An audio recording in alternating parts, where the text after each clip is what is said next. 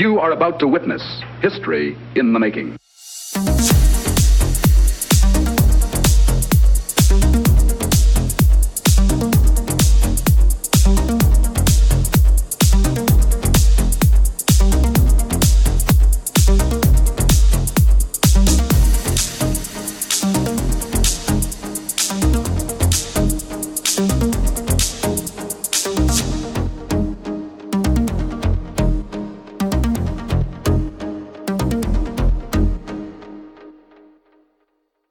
Hi guys, welcome to another Pop Culture Gamers podcast.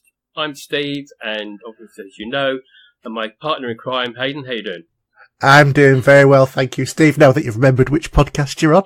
Yes, we keep that amongst ourselves.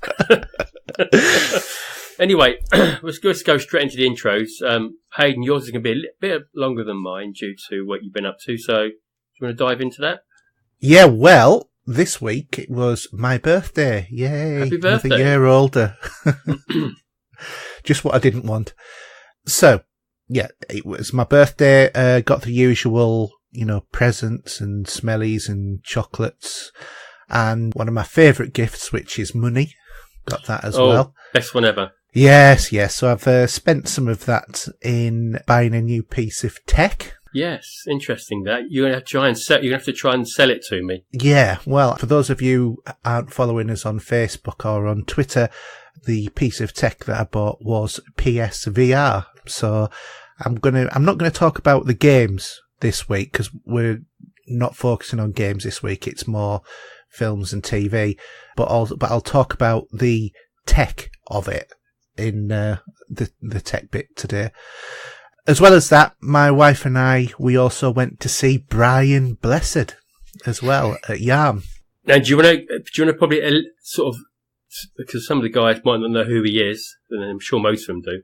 Yeah, I'm sure most people know who Brian Blessed is, but for those of you who don't know, he was Vultan on Flash Gordon, or the original king in Blackadder. So that's a couple of things that he's been on. Or for those of you with kids, he's Grampy Rabbit on Peppa Pig. Is he really?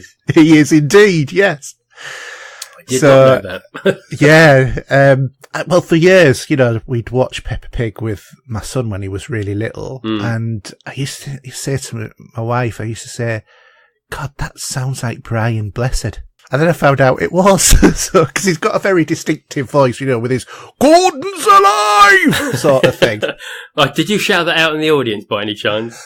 No, he did. Oh, did several he really? times. Oh, yeah. It's his catchphrase now, and he just comes on and he walks into the middle of the stage and he does that right in the middle of the stage, which is really quite funny because it's actually... in terms of him, it's kind of like developed as this, thing about him from his line in Flash Gordon. And he does say Gordon's alive on Flash Gordon, but he doesn't go the Gordon's alive sort of big voice. He actually goes, Gordon's alive? Yeah, because I think the other thing he shouts at more is when he says dive, isn't it? When they're flying. Yeah, exactly. Because he says, who wants to live forever? Dive! And that's how he goes. But it's turned into that the dive has become Gordon's alive. It's really weird. Did you know he was in Space 1999? Yes, I did. Yeah, because he was, I've forgotten what her name was, but who could change shape in season 2. Yeah. He was her father. Oh, okay. Yeah. I'm just going through, I'm having a look. Blake 7 as well, he did. And I think he was also on another one as well. I think he was on 2 episodes. Let's have a look. Yeah, 2 episodes it says there, yeah. Yeah, the other one was where they were on a frozen planet. I think that might have been yes, it was season 1 because the old professory guy was on it as well. Yeah. I mean, he's got a very elaborate career, to be honest. Well, I mean, he's a Shakespearean actor as well. Exactly, yeah. I mean, obviously in his early days, he was doing stuff like Sweeney and Z-Cars. Yeah, but he is something that I bet you didn't know, because I certainly didn't know this until I went to see him. Yeah. And that is, he's evidently best buds with Patrick Stewart, and they used to grow up together and used to, practice acting when they were like 9 and 11. Well, it's funny but they've both got that same career path, haven't they? Yeah, they have. So, yeah, isn't that weird? Yeah, I mean, don't forget, he was also Boss Nass on Star Wars, the head of the Gungans. Yes, yeah, he was, yeah, that's right. He's done a lot of stuff that people probably won't recognise. Yeah. Done some voice acting for Tarzan in Disney. Yeah. As a matter of fact, he talked about where he actually was on a Tarzan movie as a bad guy. Yeah. And the guy who was Tarzan, he had to do the Tarzan yodel, and he couldn't do it. So Brian Bresson did it, and he got a second contract to do the yodel. It's quite fascinating, actually, the stuff that he's done. Yeah, he's done some voiceover, obviously, for Star Wars for Lego in a short film. Yeah, and did he come up with any good little stories? Oh, he was absolutely full of them. I mean, he talked about training with NASA and the European Space Agency to become an astronaut. Yeah. Which he's done, and also working with the Russians as well in terms of that. He talked about mountain climbing, because he's a big mountain climber, because he's been up. Well, he's never got to the summit of, but he's climbed Everest a few times, and he's also recently been on an expedition to the magnetic North Pole. Oh, okay. Because he's no spring chicken. No, in a matter of fact, he's a few weeks younger than what my dad was. Because he was born in 1936, so... Yeah, that's when my dad was born. Because he was born in October and my dad was born in September. But his background, he's a Yorkshireman as well, isn't he? He is indeed, yeah. So yeah, comes from near Doncaster. Yeah, Mixborough, apparently. Yeah. But yeah. I've always wondered what it'd be like to go to one of these sort of, where they just sit there and have a chat. Oh, it was absolutely brilliant, because, I mean... where it was held was actually at Yarm School. Now that's a private school. Yarm? Yarm. I've been there. Yeah? Yeah, because a friend of mine who lives in Middlesbrough used to live in Yarm for a while, and he used to go up there at weekends for beer and curry. Oh, well, there you go. Well, Yarm School, that's where it was, and they've got this special auditorium, and it fits about 700 or 800 people in there. Okay. Absolutely fantastic building. But on a night they do these, events. So, for example, coming up, they've got like a Michael Jackson tribute thing going on, and but and lots of other famous actors. I can't remember what. I suppose that's very similar to stuff you get at the Bic down in Bournemouth, because that's quite a big place for gigs, and I think there's like Frank Bruno chat and stuff like that. Those sort of ones that are there. Not that I'm really interested in that, to be honest, but. Yeah. I did miss out on the Roger Moore one, though. No, it's a shame, because we're obviously never going to get that chance again. No. But he was absolutely hilarious right the way through. And he did have some quite deep and meaningful discussion, because he was the second, it was split into two parts. The first part of it was him telling his stories, and the second part of it was you could ask questions and then he would answer. And right throughout the first part, there was a group of people, and to be honest, I got to the point of thinking we were actually starting to take the mick and doing it to get attention, because one of them would go out and go to the loo, and then he would be like talking to them when they were going past, and then another one would do the same. Do you know what I mean? But it was all within seven or eight people who were doing this, and I just kind of like think, I bet that they're just doing it just for attention, because there was too many of them from the same group. Yeah. Because that was the only place that people were doing it from as well, which, to be honest, is just rude, I think, but whatever. On the second part of it, it was, you could ask whatever questions that you liked, and, people asked him all sorts. I mean, he went into a very deep conversation about science, and, about, is there life out there, and, have we been visited? He talked about all sorts of stuff like that, and it was really, really interesting. Fantastic bloke, great sense of humour. Yeah. And also, he was talking about the fact that he has like loads and loads of animals. So, he's done that as well. And then obviously in the break, there was like merchandise that you could buy. Well, a couple of books, t-shirts and whatever. Yeah. Did you get a book signed or something? Yeah, I got an autographed book, but he because his wife wasn't very well, he wasn't sat doing autographs. So I just got a book that had been pre-autographed by him. Oh, okay. But, that cost what the book cost. It didn't cost any extra. Well, we know what autographs can cost, don't we? So yeah. So it was a great night. Had a great time. Really enjoyed it. I would definitely go and see him again. So I don't know if you've ever seen him when Piers Morgan was interviewed by him, but it was very much that sort of thing, but without Piers Morgan. Yeah. I mean, on that sort of line, I do like Graham Norton. Yeah. And he makes the guests really comfortable. So sometimes I think Brian's been on it before as well, but they get to open up more when they're comfortable on the chair and that. Yeah, I do. And it's a great idea that. Yeah, but fantastic. So if you do get the opportunity to go to something like this, highly recommend it. If he's doing anything in your area. Yeah, actually, it's funny because I said to the missus about it, and I said, "Do you know that?" She went, "Of course." I was going to sort of say, "Okay, then where have you seen him before?" But I thought I can't be bothered to go through that route. Yeah, but I mean, he's done like King Lear. He's been D'Artagnan in, not D'Artagnan, Athos in the Three Musketeers. Yeah, he's done a lot of Macbeth and obviously a lot of that sort of stage stuff. Yeah. But he has that tremendous voice. It just comes across so heavy. Oh, yeah, you recognise his voice wherever he is. I mean, if there was ever going to be another voice to do Darth Vader that wasn't James Earl Jones, it'd have to be him, wouldn't it, really? Because he's such a deep, booming voice. I mean, I could hear his voice, because I was like way up in the gods on this auditorium. So you didn't get a chance to ask any questions, unfortunately.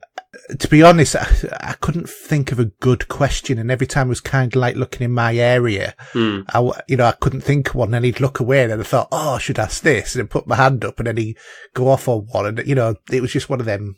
I hate situations like that. I'd rather be able to think of one and submit it before you go. Did he give any sort of Blackadder stories at all? No Blackadder stories. Shame. Yeah, but like I said, it was 2.5 hours of him, talking basically. You couldn't think someone could chat that long, could you really? Well, I mean, the life he's led, the stuff that he's done. I mean, he told this absolutely fantastic story about when he was climbing up Everest, and there was 4 people in a 4-man tent. And they were right on the edge of, a 4-mile drop straight down, basically. And one of them, they were stuck there. They were gonna, they were waiting for the weather to clear to make the last bit of the climb. Yeah. And one of them turned around and said, "I need to go to the toilet." And he was the one furthest from the, from the thing. Says, no, you can't. Hold it, sort of thing. And anyway, he said, no, I've got to go. Do it in your pants. No, I can't do that. I've got to go. So they let him out. And the story that he said basically was, the guy went out. He was out for a few minutes. He came back in, climbed over, and then they're all sat there and they're going, "There's a smell of poo in here." And what had happened was the guy had done something outside, but because of the gusts of wind, it had blown in and landed on the shoulder of somebody else who was sat in there. And he had loads of little anecdotes like that, but it's also in the delivery of them and the way that he delivered it. Yeah. Oh God, he's absolute masterpiece in terms of his delivery of lines. And also, what I quite like is the self-mocking that he did. Well, not self-mocking, but it was sort of like the jokey arrogance that he had as well. And, and he's like sat there when he couldn't think of anything to say, and of course I'm in love with myself and I'm fantastic, and everybody had laughed. Do you know what I mean? One of those lovey types. Oh yeah. Yeah. And, it was absolutely fantastic night. Best night out I've had in ages. Yeah. Oh, good. I'm glad you enjoyed it. Yeah.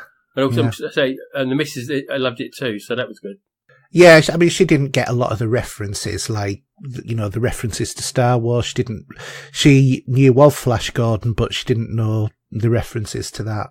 You should have made her watch it before you went out.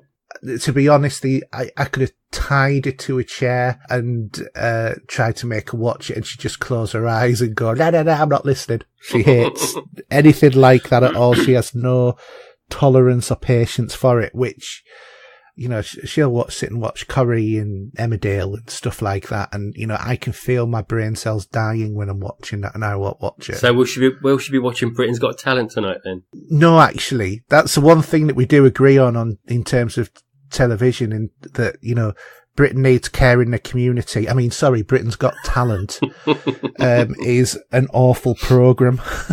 But yeah, we'll leave it at that then. Yeah. So what's your week been like? Because you've been to the hospital. Yeah. So, as you know, a year ago I had an MRI scan on my knee. Yes. I've been in sort of constant pain over the last 6-7 months. Yeah. And I pushed the doc. I said, I'm fed up. I said, don't send me back to this guy that I saw last time. He's a complete arse. And I said, it doesn't come across with any sort of sense of how we should go forward. Yeah. So in the end, the doc got me an appointment at Bournemouth Hospital, which is great because it's only 10 minutes in the car, so it's quite close. Mm. And I had a chat with the doctor there who set up a scan for me. And I didn't expect to see what I saw as a sort of a scan, because the one I had last time was I was sort of sat in a chair, had my knee at an angle with something wrapped around it, and that was it. Yeah. Where this thing was huge. Were you in one of the donuts? Yeah, and I'm sort of 5'11" and standing alongside, and there's another 2 or 3 feet above my head. Yeah, the huge things. I've had 2 MRI scans. You know, and I sort of felt a bit claustrophobic. Yeah. Now, I'm not normally like that, but obviously what you do is you lie in that, as you will probably be aware, you lie in the bed, and this bed gets taken up, elevated, and then slides you into the hole. Yeah. Sort of ended me up about my chest. And the funny thing is, it reminded me of The Exorcist when Reagan was having her CT scans. Yeah. With all that loud noise that goes on. Yeah. Hence, they gave me some headphones, and in the sheet you fill out before you go, they got a list of music. Mm. So that, you know, so I chose Queen. I thought that'd do. But you can't really hear it, can you? Because the machine is so loud. You can. I mean, it sort of took the major sound of it away, but they're not stereo headphones. They're very much a mono headset. But yeah, they could do better sound quality, couldn't they? I said, didn't you do stereo ones? She said, what do you mean? I said, never mind. You know, but it was very the sort of the that you had going on in the background. I thought, what's all that about? You know. Mm. But, you know, I was done and dusted. I took a day off for that. So at least I had the afternoon to myself and chilled out playing games that day. So, yeah, that's pretty good. I'm glad it's all over, though. So now I've just got to go back and have a chat with the doctor to see about the outcome. So when you went in the machine, presumably you went feet first? Yeah. Yeah. The 2 times I have been in one have been to do my back and my neck. And so to do that head first then? Head first. And the second time that I had it done, because I had to keep very still, they actually put my head in something so I couldn't move my head. So you was in like a brace like they do for car accidents sometimes, that sort of thing? Yeah, kind of thing. I mean, but it was I don't suffer from claustrophobia, but I did with that because I couldn't move, and yeah, I mean, it gave me there was like a squeezy for air.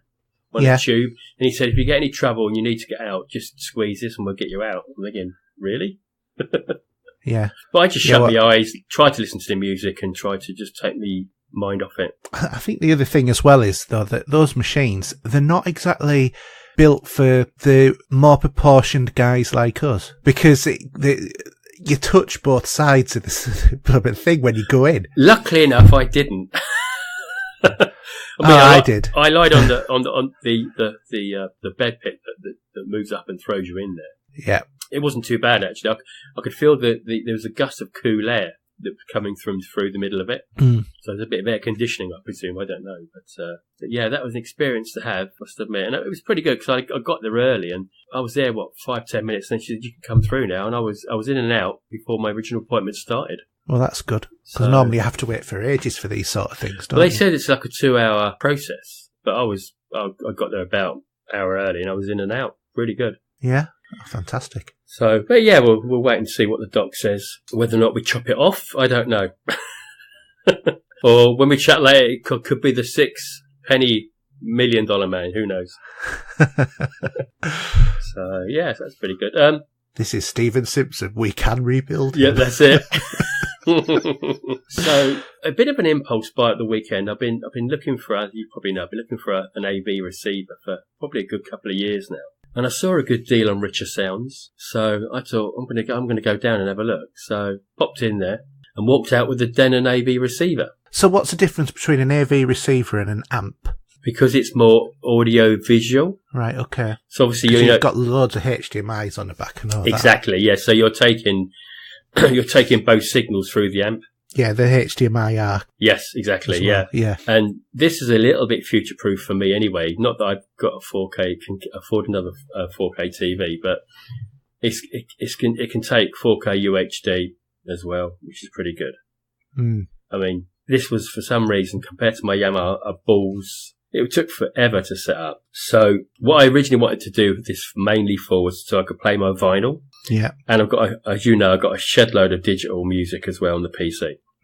So I got a 5.1 speaker set that I had from my original Yamaha, which I connected up. And as you know, what you normally do with these is you'll go through the process with a microphone. Yeah. And run through the tests to get it set up. So it'd work out the distance apart and everything else, all this sort of. But when it come to doing the sub, I didn't hear a rumble. I thought, that's odd. At first I thought it was the amp. Sorry, I thought it was going to be my sub, to be honest. I thought I've had it quite a few years. But when I started to look into it, I found that there was a few anomalies with Denon that I weren't aware of. And what it is that when you turn these on for the first time, the speakers are set as large on the front speakers. And because they're set as large, the LFE, which is the low frequency you normally get going to a sub to make it rumble, is killed stone dead. Right. So what I had to do, I had to go into the menu, change it to small, and also for my case, I had to change the sub to low frequency only and not main, which means for main speakers. Once I did that, and this was about 1 o'clock this morning, I was working with this, and I really wanted to carry on, but obviously I couldn't do any tests at that time of night. I probably would have woken up half the house. Yeah. So this morning I got back onto that, did the tests. It all worked great, really well. So once I did that, I had to tweak a couple of settings for the for the phonos, for the PC and for me deck. Yeah. So come around 11 o'clock, I was rocking, and this is a bargain for 150 quid for this amp, and it's very much, it's got, it's not like some of the amps at that price where you won't get 4K pass through. Yeah. So, it'll probably do for a few years. I must admit, I've been looking for a new amp because I've got a Yamaha amp. It's funny, isn't it? We were saying just before we came on about how much stuff we've got that's the same that we didn't know. Yeah. But I've got a Yamaha amp. Yeah. And what I'm finding is it keeps cutting out. Well, that's going to be the capacitors probably, because they do, same as the TVs, they can lose their charge. Yeah. So you can get them recharged if need be. But how old's your Yamaha amp? Is it an old one? Well, yeah, considering that it was when Dolby Digital first came out. So all your connections are going to have the good old-fashioned thumb turns on them. Yeah. And you'll have optical as well on that if you're lucky. Yes, I do. But that's about it, because I actually had it when I had Laserdisc. Okay, it's older than mine because the TV in here is what, about 9 years old, maybe 10. I know. Tell you when I got the TV. I got it when I Am Legend came out on Blu-ray. Right. Because that's when I got my first Blu-ray player, and I had it all set up with that, and I had these same set of speakers, which are these modern shorts are brilliant. I've got Mordant short speakers. Oh, have you really? I have, yeah. Mordant shorts, and my centre ones are Celestial. Yeah, these are like bookshelf speakers. Yeah, so mine. But they kick out a sound and a half. Really do. Mordant shorts, I love them. Yeah. So maybe you would have because you were on about a recording input, wasn't you? What was it all about? No, it wasn't. No, I wanted something that had a phono input, but also had a earth in for the record player, because I've got a Pioneer record deck, but it's got an earth in wire from it. Actually, they've got that on some of the Denons I was looking at when I was downloading the manual. Yeah. Because where my deck's a Newmark, and that's got a preamp and a gain on it. Yeah. So I don't have to have an earth. Right. And yeah, I was playing some, what was I playing this afternoon? I was just going through a lot of my collection, just putting stuff on, seeing what it was sounded like. Even some of the soundtracks I've got, like Razor's Last Ark and stuff like that. Mm. And some Simple Minds, but it's very impressive. I'm really glad I've gone for this. I might have to give this a consideration, to be honest, because, like I said, I've been wanting to replace my Yamaha because it is years and years old. It's 20 years old. So this, what have you got going into your amp at the moment, or did you have? An Xbox, a record player, and Sky. Yeah, because this is it's 5 in, 1 out. Yeah. And 3 of them are pass-through for 4K. Mm. So that might do you. Sounds like it. Definitely. Have a look at the back, that picture I did on Facebook. Have a look at the back to see whether or not there's an earth point for you. Yeah, well, I did have a look. I don't think I saw one, to be honest, because I thought, that looks exactly what I'm looking for. Yeah, shame you're not close. I could give it a test for you. Yeah. I must admit, though, it was Richer Sounds you got that from. What did you say? Yeah. I might have to have a look. Well worth. They're one of the best audio-visual shops around. Mm. And they're really helpful as well. So, any more? No, I don't think so. Look, I'm just looking at the back of yours. Oh, okay. Now, because you got the optical cables, you got the antenna input, you got the speakers. Yeah, you don't have a thing for connecting the earth to for the phono. Can't you just take loose one of the metal screws and do that? I suppose. Well, you want a ground, don't you? That's all you want. Yeah. So I would go in there and tell them what you got and say, can I do that with this? Ask them. Yeah, that's a good idea. And how much is your deck anyway? How much does that cost you? It was about 160 quid. Yeah, but you don't want to throw that and get a different one then. No. I think mine was about 100 when they came out. Yeah, but I went in it separate, big style in the 90s. Oh, we had that in the 80s. I had some great Panasonic separates with 2 cassettes, CD, equalizer and all that lot. Yeah, I had all that. I even had a digital audio tape. Oh, okay. A DAT. Yeah, it's sort of UFO style, if you know what I mean. Yeah. Jerry Anderson. Yeah, but all I remember of that really is it had the most cool eject mechanism, the way that it looked. But the audio quality of it was great, but it didn't hold the recordings, because I'd not used it for about 10 years. Came back, tried to play something, and I don't know whether or not the tape had just wiped over that time or what, but it wouldn't record to the tape and it wouldn't pick up anything. Oh. Yeah, no, great. They're great. These having the old kit like that. I just loved it. Yeah. Vinyl at the moment is still getting popular again. It is, which is, I've been wanting to go back to vinyl, to be quite honest, because there's just something about it. Do you have any still or not? Have you I've got about, 70 albums and singles. Maybe 80, more than that, probably about 100 actually. Mostly singles, but I've got a lot of very rare 12-inch singles, because I used to have a thing about kind of collecting them, do you know what I mean? Yeah, did you see that with deck running on Facebook? I think it was on Facebook, did it? And that was my first pressing of Blue Monday. Yeah. From the Order. So, have I told you about this? Have you ever been on Discogs? No. If you set yourself an account, yeah, and what you can do is you can put in there all the records you own. Yeah. And you can sort of have a catalogue. And what it would do is it would tell you what they're worth. All right, cool. Because, as you know, at the centre of the disc, where you got the paper label. Yeah. And then you've got between the last track and that, you've got like a white piece there. Mm-hmm. Well, in there will be a code, which is normally also on the back of the album. That code represents where yours is from, where the vinyl is printed and where it comes from. Right. So, for example, I've got some Japanese imports, and actually it registers that as a Japanese version. So it will tell you then what it's worth in mint condition, in poor condition or medium and all that. I would say probably 90% of my records are in mint condition. I've always really looked after them. Right down, the whole lot, the cake, the sleeve, everything.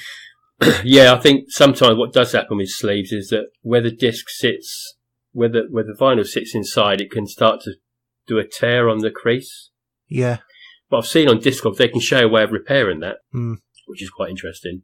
Yeah. So yeah, but it's I just really enjoyed this afternoon just putting some vinyl on and listening to that. It's a warmer sound because the thing is that CDs, are very pure sort of sound, but it doesn't go the whole spectrum of your hearing, and there's bits above and below which don't pick up, and that's what gives it a bit more depth on vinyl. Most of my vinyl are pretty clear, but the other one has a crackle. But do you know, I don't mind that. No, I don't. It reminds me it's alive, if you know what I mean.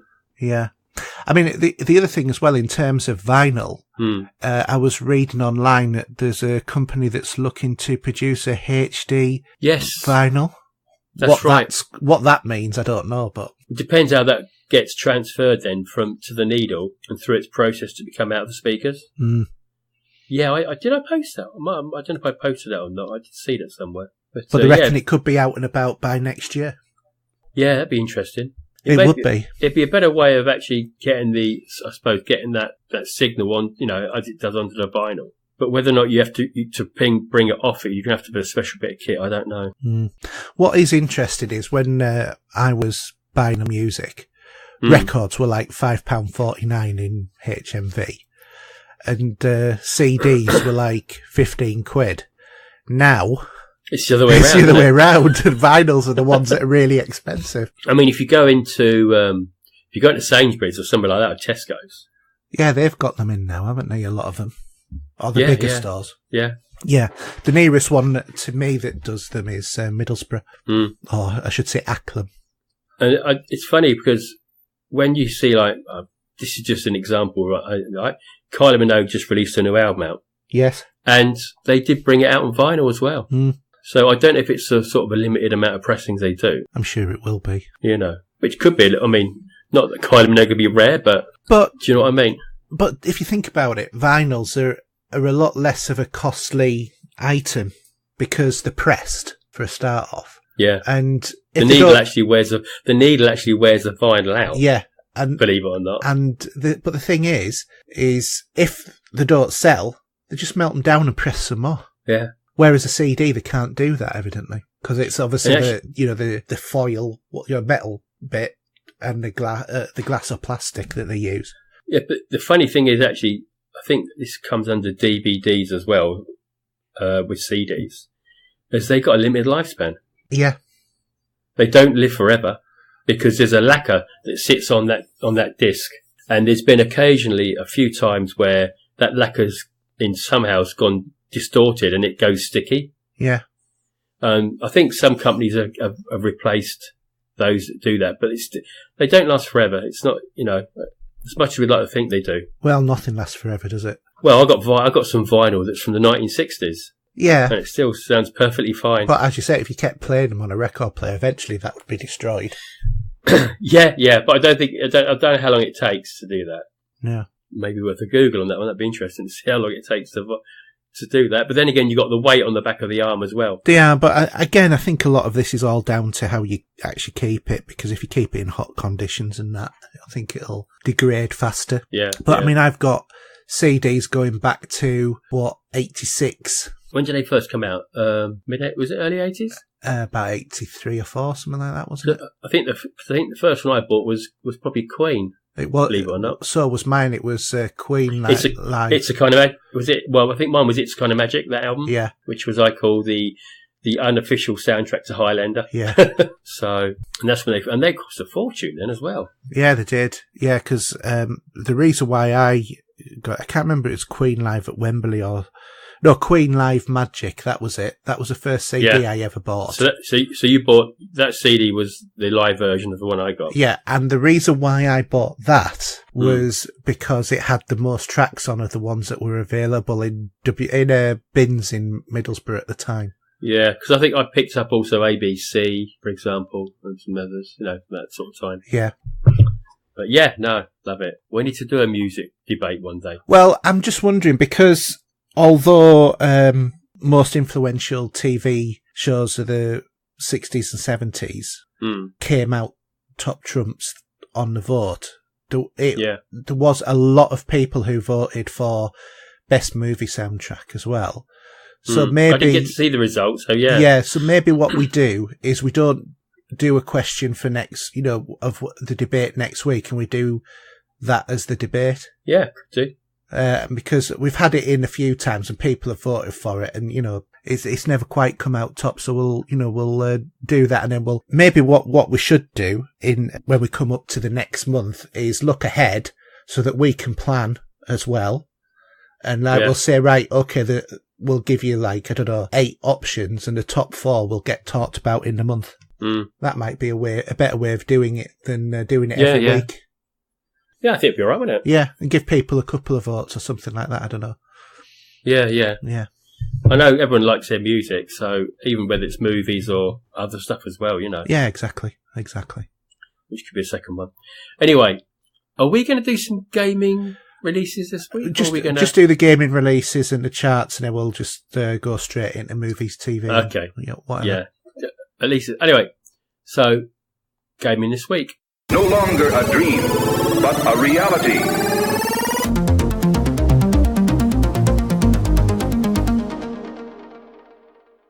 Okay, I'll do that, and then you can follow through with that. With we've got these weird Japanese titles I don't understand, but there you go.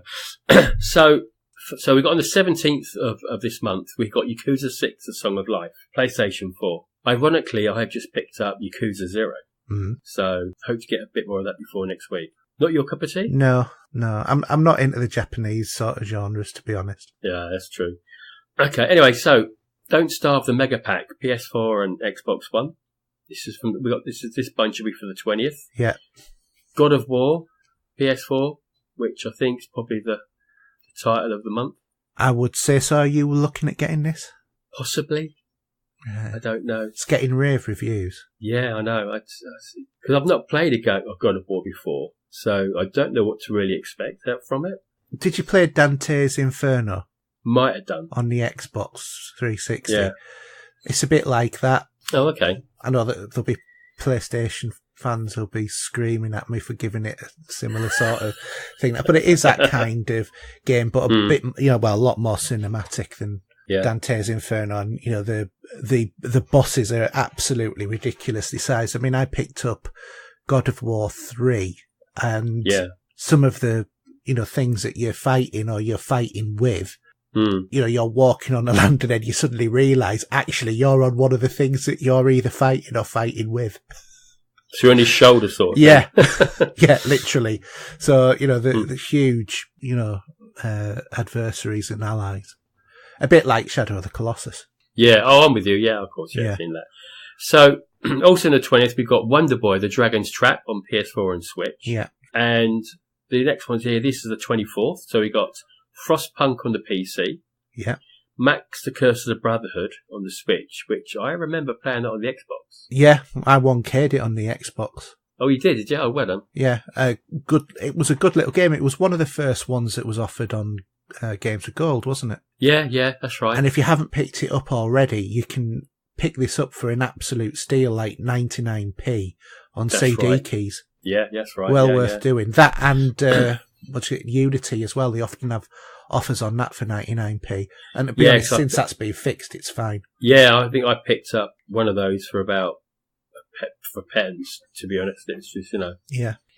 South Park, The Fractured Butthole on the Switch for the 24th.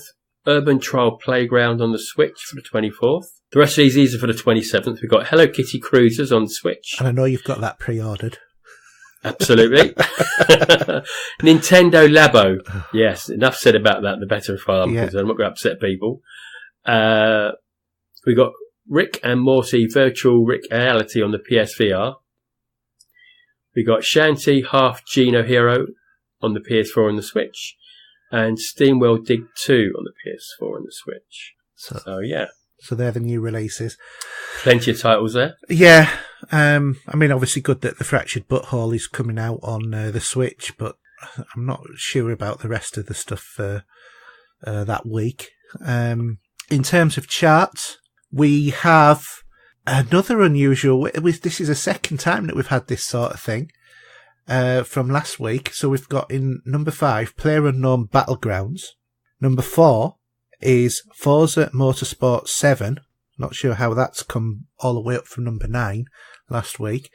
Is that on a deal or something, maybe? Must be. Sea of Thieves is at number 3, staying where it was from the week before. FIFA 18 stays at number 2, and holding on to the number 1 spot, Far Cry 5, and I completed it this week as well. Oh, you did finish it? Yeah, I finished the campaign. Oh, well done. Any good? Yeah, brilliant. There's a couple of different endings to it. I tried both. Yeah. Well, actually, there's 3 endings to it, one of which is about 10 minutes into the game. And then the other 2, you have to, do everything in the game. One leads to quite a quick ending, the other one leads to a bit more of a drawn-out one. Yeah. But both are twisted. Yeah, this one's probably going to pass me by, to be honest, at the minute. I think it's such a great shame. And as a matter of fact, I mean, I've not been that much of a fan of the Far Cry series since, Far Cry 2? Yeah. And I've been playing, I don't know what it was about this one, but I just thought, I fancy this, and I've thoroughly enjoyed it. Absolutely thoroughly enjoyed it. I've still got loads of things to do on the map as well. I've not finished all of the fishing things and stuff like that. Well, yeah, because I'm still, I've been on Ghost Recon for a little bit this week, and I too much about gaming, but I need a hand. I need a hand in that. Well, I've been on Ghost Recon as well, and I've just finished, the doctor and his nurse wife couple. I've just killed them. Is that the first one? Yeah. Okay. So that's where I am now, but I've also got the season pass for year 1 for that as well. After I showed you that, it's well worth a dabble, wasn't it? Oh yeah, definitely. But I've been thinking about the season pass for year 2. I know. Do we need that just yet, though? Well, you get it and it's done, but you wait and buy it. But don't you need it for the Sam Fisher stuff? No, I don't think so. Yeah, I think you do. Okay, I think after the free weekend, I think you do. Right. So I don't know. Anyway, so that's the charts for this week, and like I said, I have been playing Ghost Recon as well, thoroughly enjoying that. Yeah. Funnily enough, I've been playing a bit of a weird game this week. You've played it. I've played this game. I've completed it 3 times with 3 different endings. Yeah, there's 8 or 9 endings. You know what I'm on about? Yeah.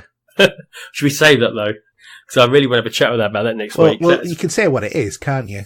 It's called Late Shift. Yes. And if nobody really knows, it's a video story. It's like a live-action Telltale, isn't it? It is, but it's better, though, isn't it? Do you think so? Yeah. So you get the interaction, for example, just quick start at the beginning, but the guy he's on his way to his late shift, or his late working shift out at night, and a guy asks him on the tube where Bond Street is, and you can either be selfish or not to help him. So, and that's how it is through the whole story.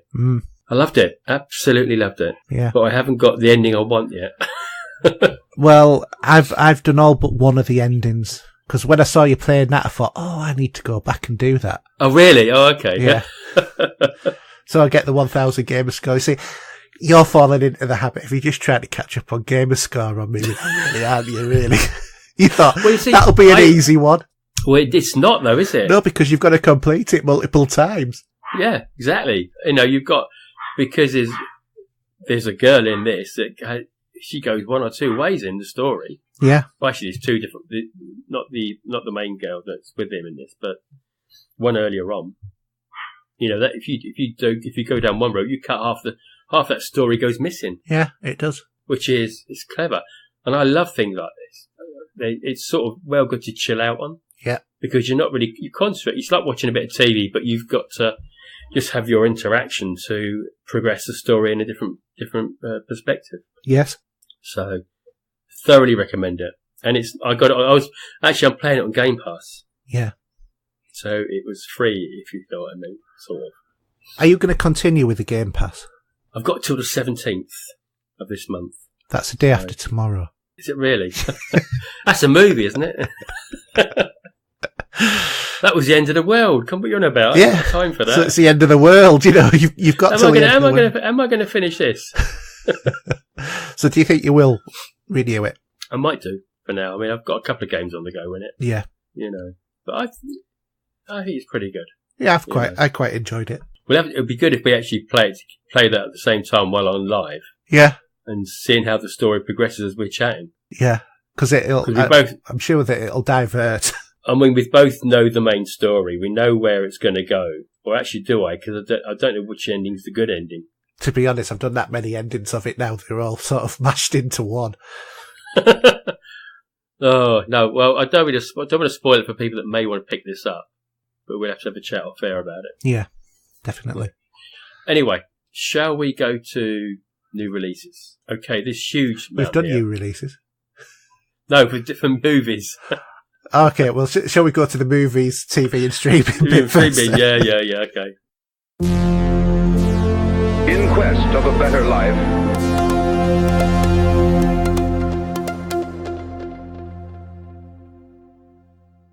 so, should we pick out our favourites out of this lot?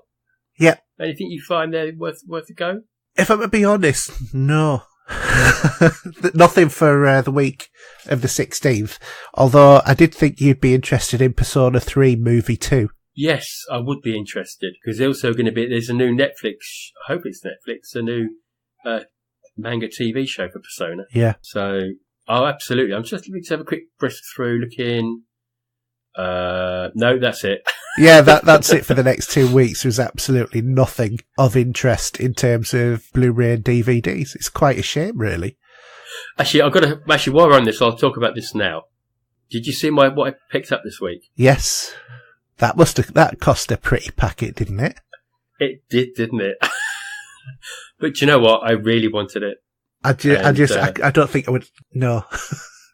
While I thought it, because you've got Close Encounters of the Third Kind on 4K Blu-ray limited edition. Yeah. And for that amount of money, because I looked online to see how much it was, because I remember looking at it and it was... Did you cough up a lung when you did that? Cough up a lung? I coughed up my entire guts. But I've got the 30th anniversary edition as well. So, and I got the vinyl as well. So I've got all bits and pieces for that movie. Yeah. I mean, I like the movie, but not that much. You can pick up that disc on its own.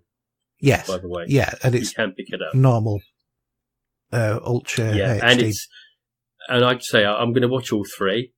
So I've just watched the first one, but it was outstanding. The depth of colour and black in that print. Because this is not like a touch-up. This has been a remaster. They've actually gone back over the print. Yeah. Taking it through the water bath, all that scenario that they normally do, and then they clean up all the scratches. And it's fantastic. Mm. You know. Right, do you want to do the charts? Okay. So, cinema charts then. Isle of Dogs is at number 5. Love, Simon is at number 4. Ready Player One is at number 3. This is going down very quickly. I'm quite surprised. Now, one that I've been told is absolutely fantastic, and certainly not one I would be able to take my wife to because she talks constantly, is A Quiet Place. Is that the horror one?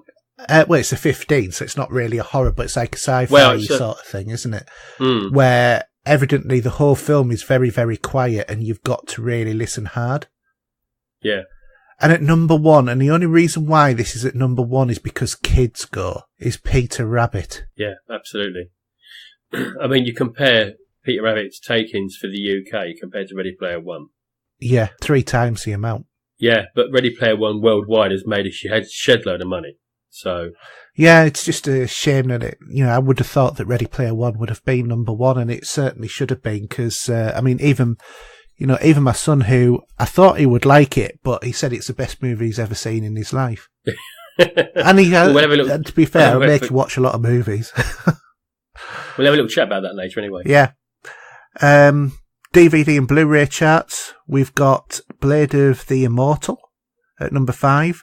Blade Runner 2049 at number 4. Paddington 2 at number 3. Yeah. At number 2, we have Thor Ragnarok, which is a fantastic film. And at number 1, through bribery and corruption, they've got the Justice League. Well, do you know what? I fancied picking that up, but I'm going to wait because it's going to be on Sky Cinema shortly. Yeah, to be honest, I mean, I do have it, but let's put it this way: it was considering now I more or less only ever buy 4K movies, if it's a movie I want to buy. This one I thought, no, I'm going to get it at standard Blu-ray def. Well, Justice League, you can buy the bundle, can't you? So you've got all three in there, haven't you?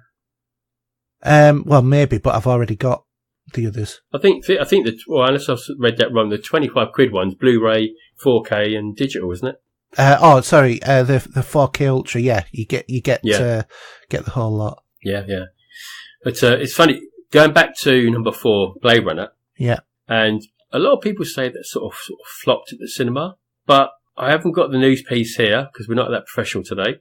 But it's made a really strong push on these charts, and it's made more money, I think, through this sale than it has in the cinema. Yeah, which proves my point that these cult films, which they do become, do get a lot of sales from the DVD Blu-ray market. But I mean, Blade Runner, the original, it was exactly the same. Yeah, exactly. It was a flop at the cinema, and it was a success on VHS and TV. Yeah, and subsequently on DVD and Blu-ray. Yeah, that's crazy, isn't it? It is. So with the cinema charts there, if we just look at the new releases. Yeah. So 20th of April, we've got the Guernsey Literary and Potato Peel Pie Society. Sounds fascinating. It does, doesn't it? We've got Everyday, The Leisure Seeker, and Wildling. Haven't a clue of none of those movies. No. Got a bit of a clue on the next one. Yeah. Well, I'm going to leave that one to last. Before that, the 27th, we've got Beast. We've got a funny feeling that 26th of April is going to be the biggie. And Avengers Infinity War is coming out. Yes. And it looks fantastic. Are you going to go and see it at the cinema? Yes. Is a Pope Catholic? Yeah. Yeah, of course I'm going to see it at the cinema. The only thing that will stop me seeing this at the cinema will be a mass extinction event. Or if there's an alien invasion. Even then, I'll just go in, I'll say, run the VT. Yeah, see all the gremlins coming around doing it, they'll sit there watching with you. I don't care, as long as I get to see it. But yeah, I mean, obviously this is getting close to where all of the films have actually been going. And it's weird, but I was watching one of the Avengers one of the Marvel movies. Which one? Oh, that was it. It was Thor, because it was on TV the other day, wasn't it? Yeah. And I was watching it, and it felt like the cinematic version of when you buy a new house. Because when you buy a new house, and you've never had a house before, you have very little furniture. And then when you come to move after, 10 or so years of living there, you have loads of furniture. And that's kind of how these films feel like now, but in a film sort of sense. As in, the film, it felt, when I was watching Thor, I know it's not the best one out of all of them, but it kind of felt quite empty. And that Chris Hemsworth was like the central focus, and that, a little bit of Natalie Portman, but what do you call him, who plays Loki? Yeah. But other than that, it felt like there was bags of room in that film, for them to breathe. Whereas now, Spider-Man has Iron Man in, and, the Avengers movies, which have just got so many people in them. Yeah. You don't get the time to look at the character. Because you've got one character. Because this is like one character, isn't it? Yeah. Well, with a couple of extras as well. Yeah. Where you've got the whole crew now. They've all come together. Well, I mean, even Thor Ragnarok, you had the Hulk there. And... his mate from work. Yeah. Yes! But, you had the Hulk, you had the Loki again, and you had... Well, some of the other characters that, from that universe, but who have been established and have been getting built up over that time, as well as new characters coming in, obviously, as well. But, it just felt a lot more empty as a movie in comparison to the more modern ones. Yeah. And how that's changed over that period. Because that's what, 2013, is it, Thor? Is it that? I thought it was further back than that. Maybe it is, but it's just because we're on the third one, aren't we? Yeah. So and there was a good gap between the two. 2011, 7 years ago. Blimey. Yeah. That is just ridiculous, isn't it? how that time's flown. Yeah, and ironically, in the news this week, did you know that Black Panther has overtaken Titanic in overall movies selling? Really? Cost takings. Well, that's impressive, isn't it? And that's just think that Titanic's been there for years. As I think about number 3, if I remember rightly. Yeah. So it's crazy.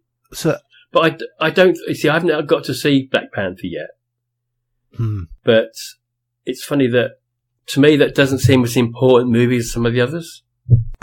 I think it'll be one because of Infinity War. I think it's going to be one that you need to see to understand some of it, because otherwise you're going to be thinking, where's this place come from? Where's all this technology come from? Yeah. Just as a question, what year for Iron Man? Because this is the one that started it all off. Oh, let me think. Without checking IMDb. I'm not checking IMDb. I've got my Marvel digital collection right in front of me. Guess. Just guess. Iron Man, I haven't got it. Iron Man 2 was 2010, I think I'm led to believe. Yeah. So let's say 2008? Correct. 10 years old. That's crazy. It is. Where's all that time gone? It's gone into other Iron Man and Avenger movies. So just quickly, Black Panther has now taken 665 million. Wow. And it moves ahead of Titanic, which took 659. I don't know what to say about that, really. That's just blown my mind. Well, I know out of the two which one I'd rather watch, and it certainly wouldn't have an iceberg in it. Is that a lettuce? So... Just a quick question. What do you call a chicken with a piece of lettuce in its eye? Go on. Chicken Caesar salad. Oh, yeah, that's just bad. Sorry, folks. Anyway, should we move on to what we've been watching this week? Yep. Okay, so I don't think off the top we haven't really watched a lot, have we? No. We should have done that more homework, really, shouldn't we? For it's funny. There is a few films I have watched over the last few weeks. But I thought a couple of the things really take precedent for today anyway. Yeah. So if we leave Ready Player One till afterwards, shall we? Yeah. Should we talk about robots and the Robinsons? Yes. Danger, Will Robinson, danger. It's not the same. Well, no, it's not camp for a start off. Danger. So Lost in Space came out on Netflix. All episodes are there to binge at your heart's content. And I've only actually just watched one episode. How about yourself? I've watched a couple of episodes of it, because you can watch the whole season. That's what I just said. They're all there to binge now, aren't they? So everyone, is it 10 episodes? 10 episodes, yeah. Yeah. So I know this is me being hesitant of my thought. What did you think? I think it's good. It's the same but different at the same time. The original 60s TV show, don't matter how through rose-tinted glasses that you look at it, it was a, tacky camp program. It's 1960s. What do you expect? Yeah, exactly. Everything from them was about that. And what they've done is they've modernised the whole thing. The production values on this thing are really, really lavish. Oh, God. Fantastic, good quality effects. They look realistic. All of that is brilliant. If you like science fiction, you should still like this, regardless of what your thoughts are with the past. Yeah, exactly. Because, even if, you looked and you thought, no, because it'll be a reboot of the one that Matt LeBlanc was in. No, It's nothing like that either. It's its own thing. As much as the very first episode of Lost in Space in the 60s, the way you were introduced to the family and to Dr. Zachary Smith, there's a really dark character at the beginning. Yeah. But this is turned on its head. Whether that's for the better, I don't think so at the moment. Yeah, in terms, I don't know what you thought about the original series and the film, to be honest, but it was a bit like the Brady Bunch in space. Yeah, it was, but when we get onto this debate, Lost in Space is very much one of those shows I loved as a kid. Yeah, it's very much part of your childhood. I wouldn't mind owning the actual DVD box set of that. No, I wouldn't as well. And Land of the Giants, and I forgot to put that on the list as well. I know, because I was thinking that because I've got them, I've got some digitals of them, and so yeah, pass on to you. So I loved the way the original series, the way Dr. Smith would interact with the robot. Yeah. It was a great comedy duo. It was. To be honest. But Dr. Smith was very much a comedy character in it. And now that they've changed everything about on its head. So, for example, where you have this in the original show, this, well-adjusted, strong father figure, mother very matriarchal and whatever. The modern one, the new show, is a bit more like The Simpsons in terms of the fact that they're dysfunctional. Well, I don't think it's more that. It's more that I think because he was in special ops of some kind. Yeah, he's a Marine and he can't equate to his children. No. And the eldest daughter is not his. No. Because she's a black girl of mixed race. Yeah.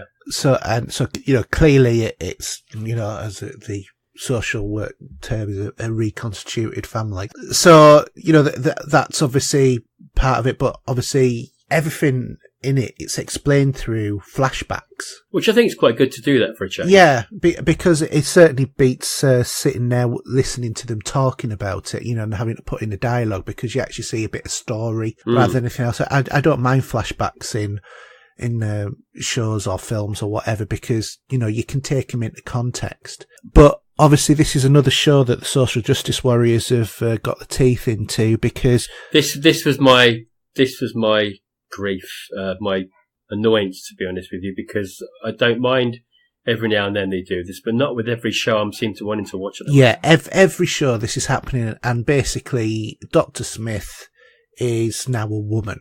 Although, technically speaking, Dr. Smith was a man, Smith, but this woman took on his identity. Yeah, exactly. Which is alright. I mean, I could get that, so that's not so bad. But where I'm used to seeing Dr. Smith and the robot, and they'd string Will along for a bit with what was going on, it's but yeah, well, I just have to wait and see how this plays out, to be honest. I mean, I have to admit, I think the flashbacks did a good job of filling out the characters for most of them, but in terms of the Dr. Smith character, I just don't think she works, because in terms of Dr. Smith's motivations, the only motivation that she seems to have is to survive. But any of her other motives for doing anything they just don't seem to follow. And obviously, being a female, we'll wait and see how this works out and plays along with when she meets the Robinsons. But is she a psychopathic person? Do you know what I mean? Well, we don't know what her no, we don't. But her background. But to be honest, I mean, if you think about it in terms of how they've built it up, even right from the first episode of the story is that a large mysterious object called the Christmas star collides with Earth, and humanity is forced to look for another home. And that's when the mothership Resolute goes into space, and there's a disruption, and the Jupiter ships, including the Robinsons, are forced to evacuate. And that's the story. But ironically, there's some robots shooting everyone, isn't there? Yeah, which is the same as Robbie, or appears. I don't know what his name's going to be in this. But well, I'm sure that they'll name him Robbie, because they've named every other character the same, haven't they? I don't know. I don't think so, but we'll see. But I'm not keen on the robot. Well, he's a bit mysterious at the moment, isn't he? Because I don't mean it's completely by the way that it was designed. This is something out of Predator to me. To be honest, when I looked at it, I thought it looked more like Legion off Mass Effect 2. Yeah, it's just because this creature can. Yeah. But we'll have to, as I say, we're going to have to see how this pans out, how the show progresses. Yeah. To see where this takes us, really. Yeah, I mean, in terms of it, would you watch it? What's your views? I'm gonna progress through the series. The missus, she's not so bothered. Yeah. But your missus really isn't that much into sci-fi, is she, either? No, I stick her through it, obviously, and sometimes she comes and says, "Oh, that was good." So, but I don't think some things. I don't know about yours, but it's got to grab them straight away. Yeah. And if it doesn't, because it took me maybe 3 or 4 attempts to get her to watch Dexter, and then she loved it. Yeah. So, obviously, if you're not concentrating and you're on your bloody phone or whatever, do you know what I mean? I know what you mean, exactly. I'm not dissing anybody here, but, but yeah, we'll see. Yeah, I mean, for me, while you can binge watch it, it's not something I'm going to binge watch. I just take it as it comes, I think. Yeah. I mean, when I'm in the mood for it. To be honest, I've found out that because I'd been watching The Walking Dead on Sky, and then they took it off when I was halfway through season 7. Why they did that, I don't know. Why they didn't give you any warning. Did you... But they're on Prime, so I can watch season 7 and 8 on Prime. Way! I think I've still got them on my box. Is that because I've kept them? Yeah. And put them as a keep? Yeah, but I was looking at them through box sets. Yeah, I'm doing that through box sets. Right. Well, if you've already put them, downloaded them, that'll be why. Yeah. But in terms of, I was just downloading them an episode at a time. Oh, okay. And, because mine doesn't download them all because I'm on the older Sky, not the Sky Q. Right. And so when you start to finish one episode, it starts to download the next one and so on and so on. Yeah, so you can have it as a continuous stream, but it's also so it doesn't take up too much space on your hard drive. Yeah, yeah. But it's on Prime, so I can continue watching it there because I'd got up to the bit where Carl was taken home by, I forgot what's his name. It's not Regan or whatever his name is. Oh, okay. And that's where I got up to. So I've just got... You mean Negan, yeah? Negan, not Regan. Negan. I keep thinking Regan from the Sweeney. He's in the Sweeney. Yeah, I know. Regan. Yeah. So I'm up to that bit, or the episode after where, they've gone to see the king to get him to join their rebellion against Negan. Yeah, yeah. Fantastic. Yeah, I've just gone back. I've only just started going back to that, so I'm a little bit behind you. Oh, Negan as a character, he's so wonderfully twisted and out of all control. Where in a lot of shows, when you get somebody who's like psychotic, they kind of, where the limits are. On this one, on this character, you just don't know what he's going to do. Right, yeah. Do you know what I mean? Because he's so all over. He's proven to himself in the first time you meet him that he's, what he does is his own thing. He doesn't care about anyone else. Yeah. So completely enjoying that. So now that I've found out that that's on, I've kind of paused watching Fear of the Walking Dead. Yeah. But I am going to go back to that. Yeah, I did stop watching it, but I'm not sure. I just didn't have the same feeling about it. But then again, it took me about 7 or 8 times to get a feeling for The Walking Dead, to be honest with you. So yeah, it does, unfortunately. Sometimes it's the way it goes. Yeah. Anyhow, so 2 weeks ago now, is it 2 weeks ago that we saw Ready Player One? Yeah, it is. Jeez. And it's still very fresh in my memory. I don't know about yourself. Yes, absolutely. Brilliant film. Brilliant film. As much as at the moment we won't do it right now, is to talk really spoilerish. Yeah. It wouldn't be fair on you guys that haven't seen it. But safe to say, though, my expectations for Steven Spielberg are strongly there in what he's put together. He's done a really good take on it. I think it's a shame that he couldn't get Star Wars into it, though, because obviously that features quite heavily in the book, as it should do, because of the 80s and influence. Well, the same with Blade Runner, really. I mean, yeah. There's all these different little sections for it. I think because actually War Games as well, they're all Warner Brothers, aren't they? Yeah, I think so. Yeah. So obviously someone at Warner Brothers wasn't too keen on it. Mm-hmm. But no, it was. I thought it was well paced.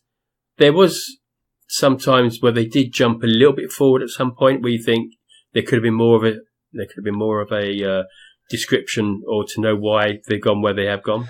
Yes, yeah. I think. I mean, obviously they changed it from the book. Yeah, well, I think that was expected, to be honest. As much as we love the book and how it pans out. Yeah. These adaptations are exactly what they mean, adaptations. So, but yeah, overall, I thoroughly enjoyed it. As I say, my favourite part was the middle of the movie. And I won't say what that is for now. Right. But I've been and actually rewatched that movie. last week. Yeah. And I thoroughly enjoyed it. And it was funny because I had a little bit of a watching the movie and thinking, oh, this is where so-and-so came and walked in, you know? Yeah. But yeah, thoroughly enjoyed it. I think this will do well on Blu-ray. Oh yeah, I mean this is one that's going straight into the 4K collection. Yeah. And hopefully, depending on how well it does in the cinema, it might come out a bit earlier than expected. Fingers crossed. Yeah. Because I think we'd be looking at end of the summer, possibly. Yeah. I think we probably will. It's about the normal time, isn't it? For a film that's released over Easter, it's like the end of the next term. Now that seems to be the moment. November, December is like Easter time. Yeah. And then sort of February, March, April is normally I think about summertime. Mm. But yeah, I think the effects in this film, they must have worked overtime with CGI. Yeah, the CGI is fantastic. And it wasn't outplaced at all. I think the way that as much as you had so many people on screen and, you know, you want to watch that or you're going to pause the Blu-ray when you get it to just check out a few things. Yeah, because there's so many hidden references in that film. Mm. It's untrue. And some were more obvious than others. Yeah. I think my missus didn't bother about that, to be honest, even though I could have said, oh, look at that poster on the wall. That was from blah, blah, blah, you know? To be honest, though, it's only geeks like us who are interested in that sort of thing, really, though, aren't we? You know, most of the time, that sort of stuff goes over people's heads. They're not bothered. Whereas it's the sort of thing we look for. But I think what I do want to say is, and I only noticed it while watching the movie, was the DeLorean. Yeah. And it had the Knight Rider lights at the front of it. Yeah. Which was clever. So Kit's little five lights that would scroll backwards and forwards from left to right. Yeah. Now, was it Kit or was it Asylum? No, they were separate. If it was Asylum, it'd be one light, wouldn't it? That's true. So, but yeah, yes, I really enjoyed it. I know I had a bit of a disruption in the film because I didn't have any 3D glasses. Mm. But, all right, I didn't really miss much, but I was a bit miffed at the time. And I did send an email to Showcase. Did you get anything back? I didn't think I would. It was more or not just to make them aware of it, because the lady that served me at the desk scanned my phone, so she would have known what it was. Yeah. And to be honest, I forgot that I was watching it in 3D. I didn't even remember, to be honest. That's why I thought, hold a minute, this is blurry. But it's okay.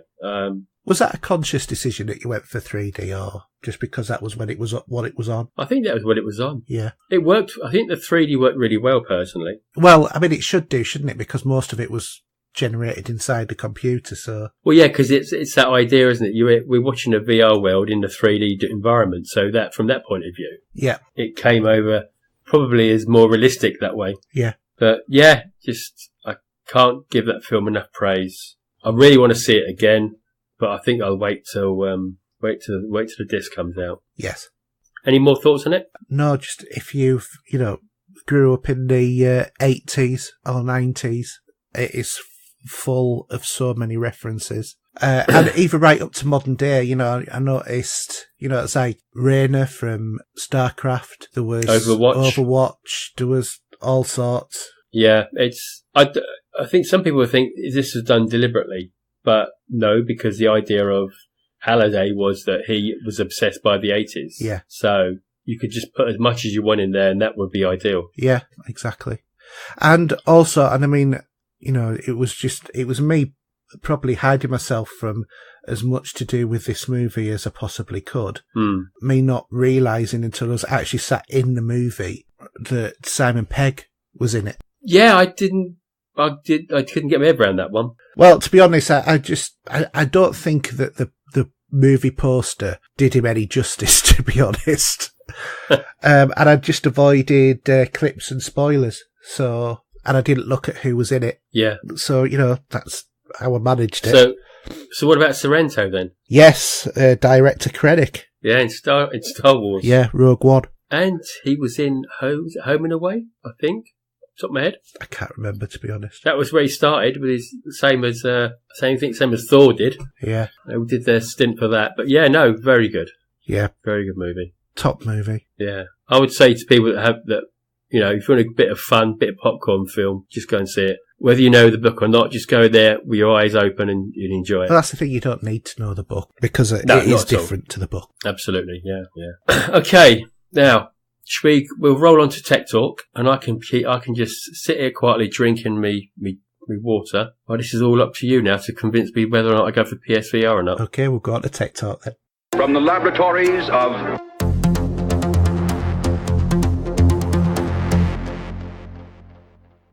Okay, so sell it to me, boy. Right, well, first off, what I'm not going to do today is talk about the games. I'm just going to talk about this as a piece of kit.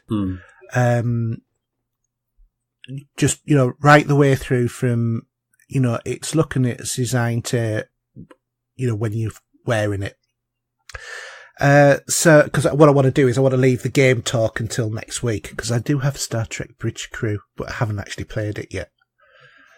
Well, I could play that, but then I would play it in 2D, wouldn't I? Yeah, but obviously you would lose all of the inference of it. But I have played, like, Batman VR and completed that, for example. Yeah, okay. So first off, the looks. So this looks like a really nice piece of kit. It's lovely design in there as well. Installation, super easy. It couldn't be easier, really. There is a instruction book, but you don't really need it.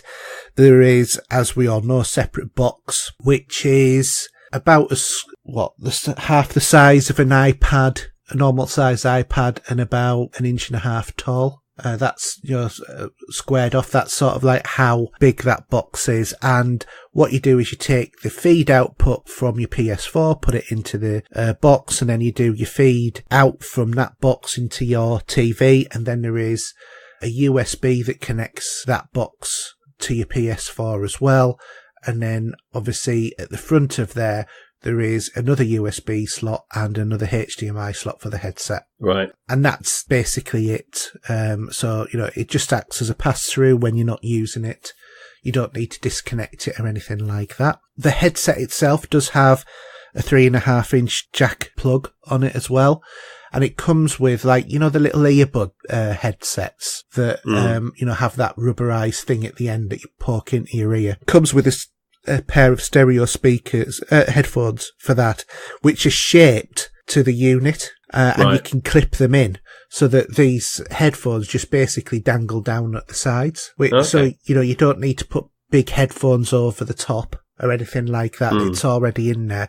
But to be honest, most of the time, I just turn the volume up on the TV and play it that way anyway. Right. Yeah. So in terms of comfort, it fits over your head very easily. It's well padded. There is a button at the back of the unit that you press, and that allows you to stretch the size of the headband. You put it over your face and obviously over your eyes as well. Unlike the Dell visor, it doesn't have like a flip up function. But what you can do is there's a button on the front top right hand side that allows you to slide in and out the VR unit. So if, for example, you've got glasses or whatever, and you need a little bit of distance to get your glasses on, you can move it a little bit further forward. Where you move it further forward, can you, obviously, depending on how bad or good your eyesight is, can you move that? So I'll give you an example. With the Gear VR, I don't have to wear my glasses because I can move the screen away from my eyes to focus it. Yeah, well, I mean, you've got probably about 1 inch that you can move it back and forth. So, there's quite an amount of adjustability, depends upon your eyes, I suppose. Yeah. Is it a heavy unit on your head? I mean, you're aware of it, but after a few minutes, you quickly forget about it. Yeah, right. So once you've got it on your head and you've got it set up, what I found was about light leakage. So no matter how hard I tried, I couldn't fit the headset in place properly to cover my eyes and keep out all light. So I was aware of the very much extremities, like on my cheeks or whatever, light coming in because it just wasn't lying completely flat on my face. And I tried moving the headset closer to my eyes to try and, clamp down on that. And then I would get to a point where the headset was so close, when I blinked, I could feel my eyelashes touching the lenses, which wasn't a nice feeling. Yeah, it was a little bit too close for comfort, to be quite honest. Yeah. In terms of comfort, I found it quite comfortable, generally speaking, but not as much so as the Dell Mixed Reality headset, because although that one is much more of a fixed sort of position where, the lenses are and whatever, it just generally felt a little bit, a little bit more comfortable than this. That's not to say it's not comfortable. It is, but just not as much as a Dell from my experience of both headsets, because obviously I own both. Image quality, on the whole, I must admit, I was pretty impressed by this. I mean, I am used to the Dell Visor mixed reality headset, which I've been using for months, and that unit has a resolution of 2880 by 1440 pixels across across both eyes, not on each eye, but across both of them added together. Whereas when you look at Hive and Oculus, they're on 2160 by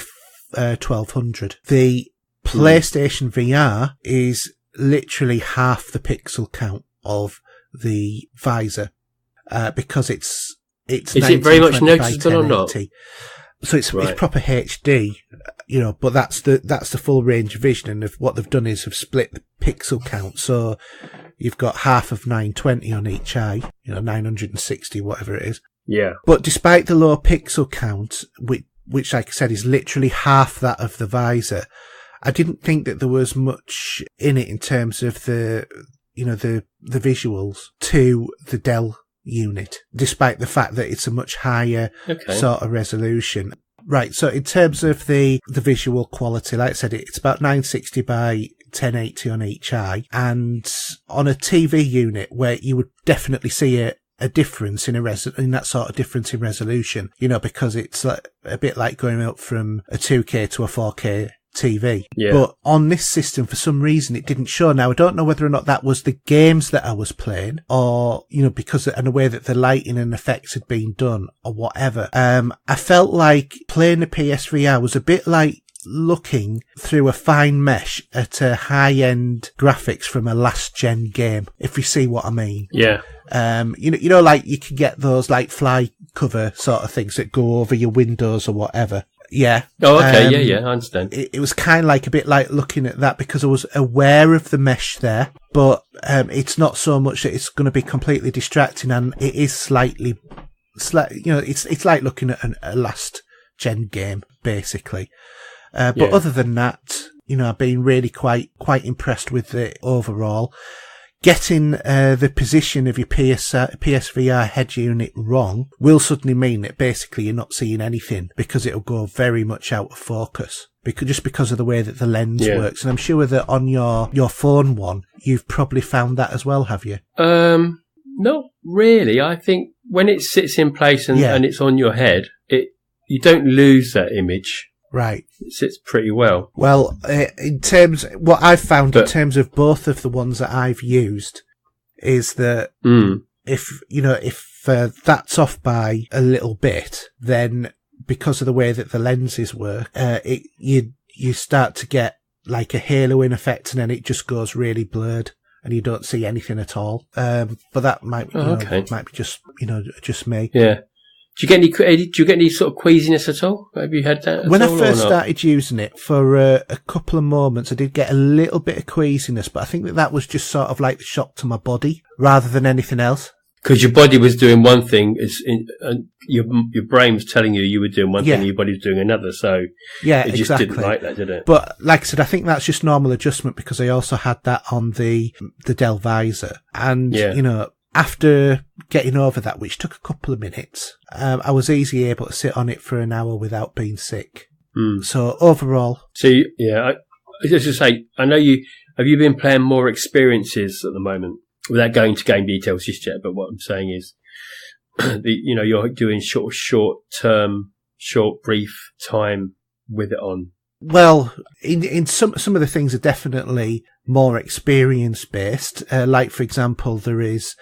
Thinking about our discussion of Jaws the other week, there is very much sort of experience about going down and, being on PSVR worlds where you load into the water with shark-infested water, so you kind of like would get the feeling of, what do you call him, who went in the water on that movie?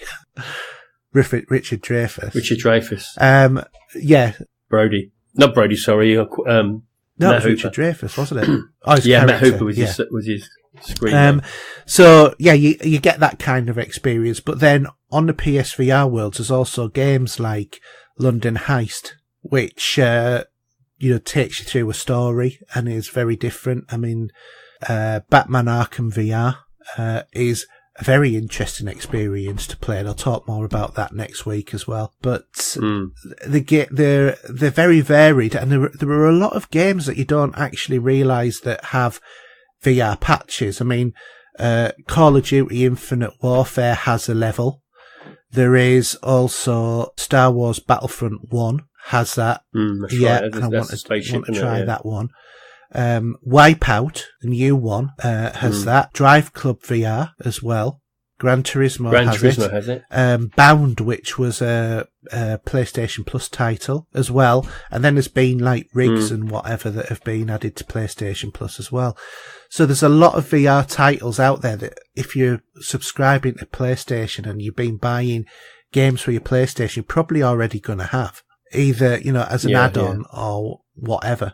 Didn't it come with a little demo? It comes with PSVR World, and there's lots of things on that as well. And you can go onto the PlayStation Store and download, a couple of equivalent of demo discs for it as well. So, for example, there's on one of the PSVR demos, there is Battlezone, which is quite fun to play. Yeah, it all sounds interesting. I'm not completely sold on it yet. Well, to be honest, I think that this sort of tech, I don't think it'll ever completely go, but I think it'll be a bit like 3D TVs and be a bit more unusual and specialist rather than having, the whole world, in a... Because we're on what? Is it version 2 now on the PSVR? Yeah. And it also comes with a camera as well, and it's a higher res camera. But what you don't get is the Move controllers. But fortunately, I've got a couple of Move controllers from the PlayStation 3. So, but I've been charging those. Yeah, because do you have to pick those up separately? Did you say, sorry? Yeah. What's CX charging these days? CX. Evidently they're now on their adverts calling themselves Sex. So Sex are charging. I don't know, but the last time I looked, the price on those had gone up astronomically because there was one point you could pick those up for 99p. Yeah. If only people knew about that. Well, actually, I bought one because I thought I only had one at that point, and I thought I'll need another one because I had a few Move games and I wanted a second controller, but I wasn't going to pay what they were. And I've also got the Move controller that has a joystick on that doesn't have the golf ball as well. I found that the other day. So yeah. Okay. So overall, you're pretty happy with it. Yeah? A bit of kit. I think it's more appropriate priced for what it does now. I think if it had been £100 more than it was, I don't think it's worth it. Yeah. How do you store it, by the way? Do you have to put it back in its box, or have you got a hairdresser's dummy header to mount it on? You can get stands for like a few quid on Amazon, and I just got a plastic one of them, and I just stick it on top of my Dell visor, to be quite honest. Yeah. Oh, really? Yeah, okay. Yeah, interesting. Yeah. If you ever come up on holiday up here, you'll have to come and have a look. Yeah, I need to give it a whirl. You should come up for a weekend. Like. That's what you should do. I've been down to see you. It's your turn now. Yeah, you actually you weren't there to see me. You were there to collect a dog. No, the first time I didn't come to see you the second time. That was when I collected the dog. Yeah. Oh yeah, that's right. Because you would have the dog there. Yeah. Anyway, yeah. So interesting. Yeah, I look forward to seeing how that carries on for you. See, it's a lot of money to sit around all the time. Yeah, and don't forget as well, you can watch movies on it as well. So if your missus is wanting to watch, whatever, Corrie. I've actually had my gear on before while she was watching TV. I was curious to do something. I put my headphones on and started watching a bit of a film. Well, I just do brief experiences, really, So yeah, no, that's interesting. Yeah. Who would have thought it, Mr. Anti-VR? I know, but it was my birthday. Well, that's it. Rightly so. There was something missing.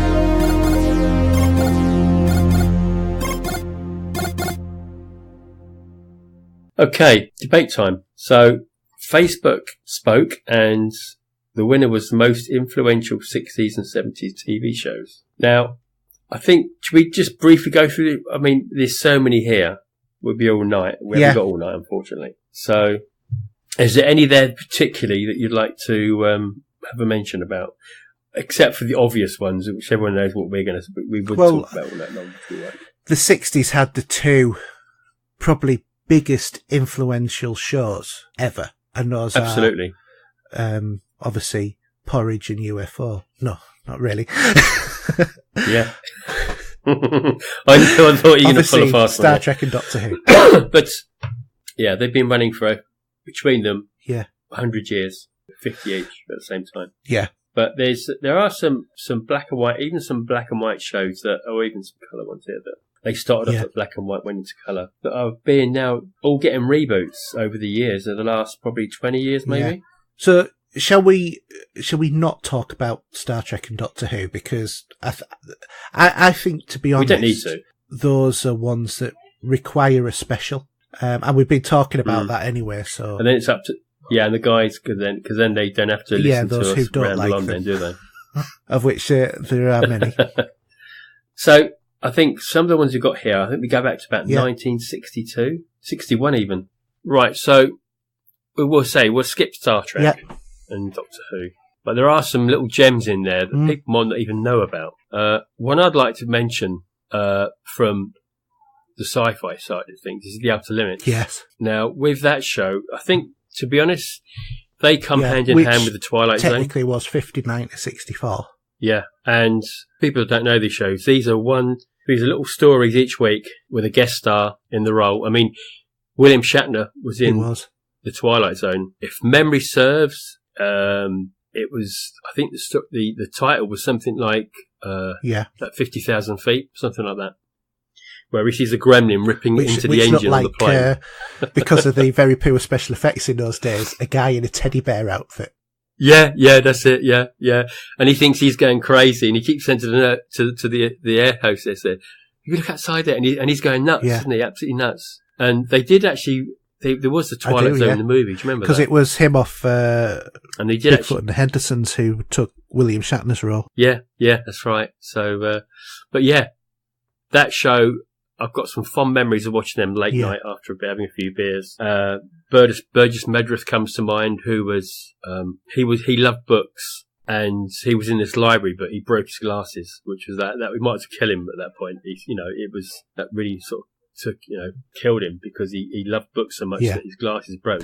I remember one of the Twilight Zone where a bloke made a pact with the devil to live forever and always look young, and the only way that he could, but the deal was that when he did want to die, he would, his soul would then go to the devil, and basically the guy got quite arrogant when he, could live forever. He could fall off buildings or whatever, and he ended up killing someone, and then he found out he was going to be put on death row, and the devil came back and said, well, if you want to end up, if you want to die, your soul is mine, sort of thing. But the daft thing is, because of the rules on death row, if you're electrocuted 3 times and you don't die, you're let off because of, the Americans' biblical sort of, God didn't want you to die sort of thing. So I understand. Yeah. And I loved the way that Rod Sterling, who did the introduction to these shows, picture this in a minute of time and dimension, as he tells, they were great. And I think a lot of these stories were coming from people that went on to do certain science fiction movies as well that stand out. I think even Forbidden Planet and stuff like that. The writers behind these short stories are brilliant, all with a twist in the end as well. And The Outer Limits was a very similar sort of show. Yeah, there were copies of each other, weren't they? Really? Yeah. Actually, there's another show you haven't got. There's just so many, I've listed about 30 or 40 shows there. I know we can't go through them all. If we stay on the science fiction side for a minute, do you remember The Invaders? Yes, I do, because it had, who was Captain Christopher Pike. Yes. Because he went missing in real life after that, didn't he? Yeah. I think he had a bit of a rough time, didn't he? But there's The Invaders. That was again, which was a twist on probably The Fugitive to a certain degree. Those sort of show that, they're here and he's trying to prove that the aliens have landed, and they're trying to do their bit to take over the world. But I just love the old black and white shows. They really have a sense of, they have something that some shows don't have anymore. To be honest, the thing with the, like you talk about the Twilight Zone and The Outer Limits is the stories were so strong. it didn't matter about the special absolutely. effects because it was a story. And the special effects those days were pretty ropey at the best of times. Definitely. But that didn't matter. I mean, the stories were so strong that if some people would watch some of those shows now, they'd probably think they're dreadful and wouldn't give them the time of day. But if you just watch for the story and the content that they're doing. Absolutely. Yeah. Anything from the sci-fi yourself, sort of side from, I think one day we'll end up doing a Jerry Anderson special, but two of the shows that were big for me, back in the 70s when I was young, was UFO, but more so Space 1999. Yeah. I knew you were going to say that. Yeah, again, the Britishness in these that give that hint of American in the show as well. So we can sell it to the Americans. Martin Landau as Captain Koenig. Yeah. Didn't you find the cast was a very old cast? Generally. I don't know if that's deliberate or not. I don't really know. Space 1999 was a bit like Flares in Space. Because all of the uniforms were that, but they had those cool guns that looked like horseshoes. Do you remember? Yes. Yeah, I do know. Now you say that. The communicators where they had the little black and white TV at the end, But to me, the design of things like the Eagle, which was the ship, the ships that was on Moonbase Alpha, the transporters and all sorts. They looked what I would have expected NASA to have got to if they'd have got to the moon and stayed there. Yeah. Again, that was a soap story in space. It was. The premise of the show was ridiculous. A nuclear explosion knocks the moon off its, orbit, and then it goes and treks through space, but somehow manages to go thousands of light years, between episodes. Yeah.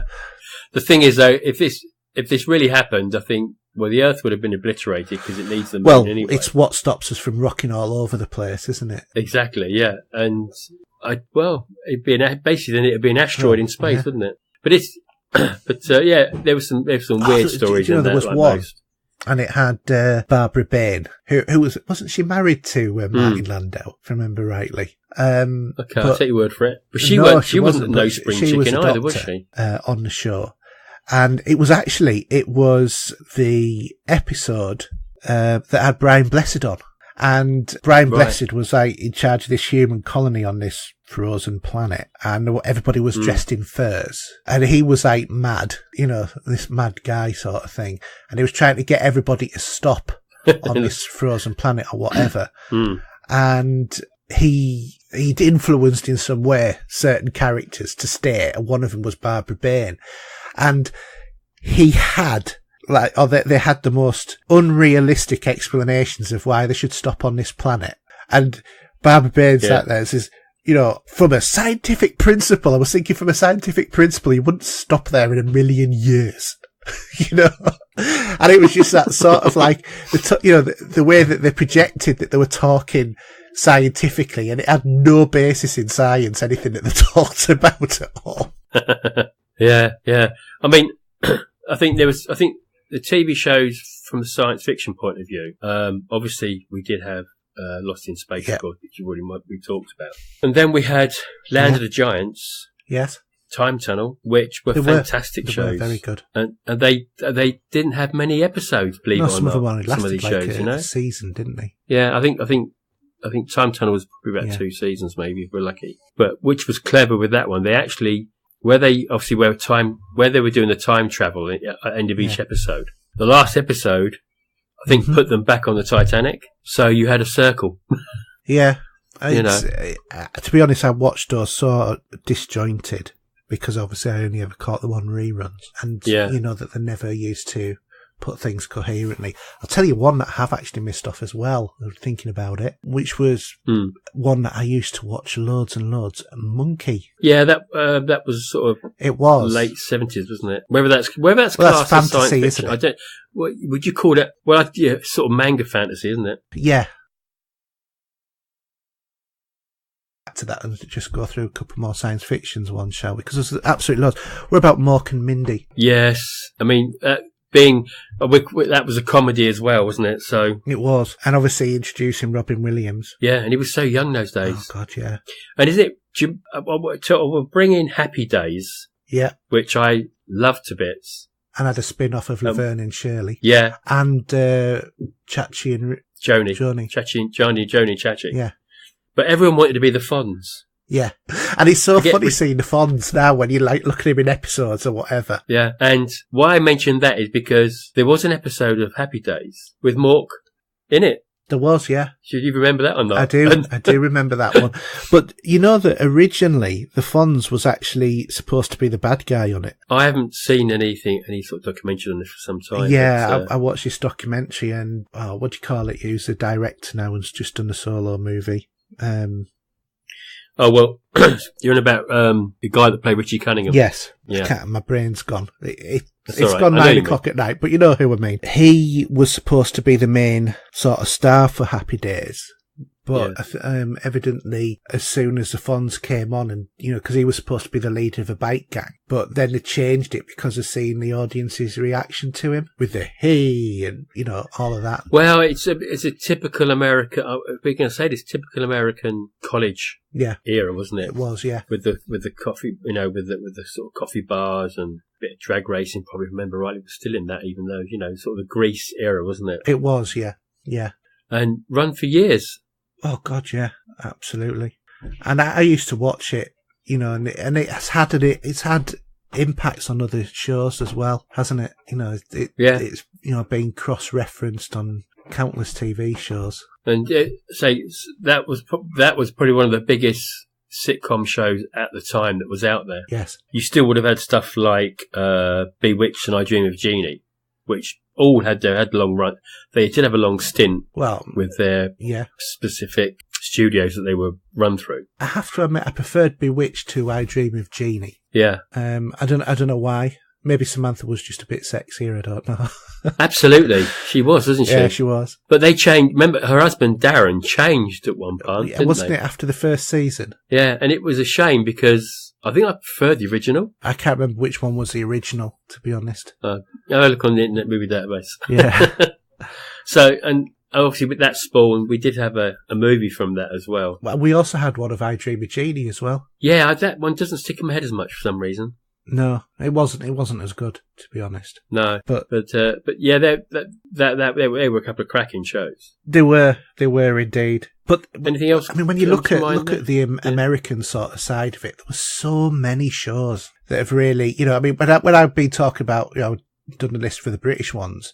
I mean, we haven't even mentioned Batman with Adam West. Bless him. Yeah. That show, I grew up on that. But also The Incredible Hulk. Yeah. Because that was 70s, And when you look at the guy, Louis, whatever his Ferrigno, who played the Hulk, he still looks fantastic now. He's one of those bodybuilders that's kept his look, hasn't he? Oh, definitely. I mean, when I'm his age, because, he must have been, 20s when he did that. Yeah. And this is now 50 years ago. Wasn't he a security guard in one of the Hulk movies? Yeah. If I remember rightly. Yeah, or one of the Avenger movies, one or the other. I can't remember which, but he was definitely on it. Yeah. I'm sure it was a Hulk one, actually, now that you mentioned it.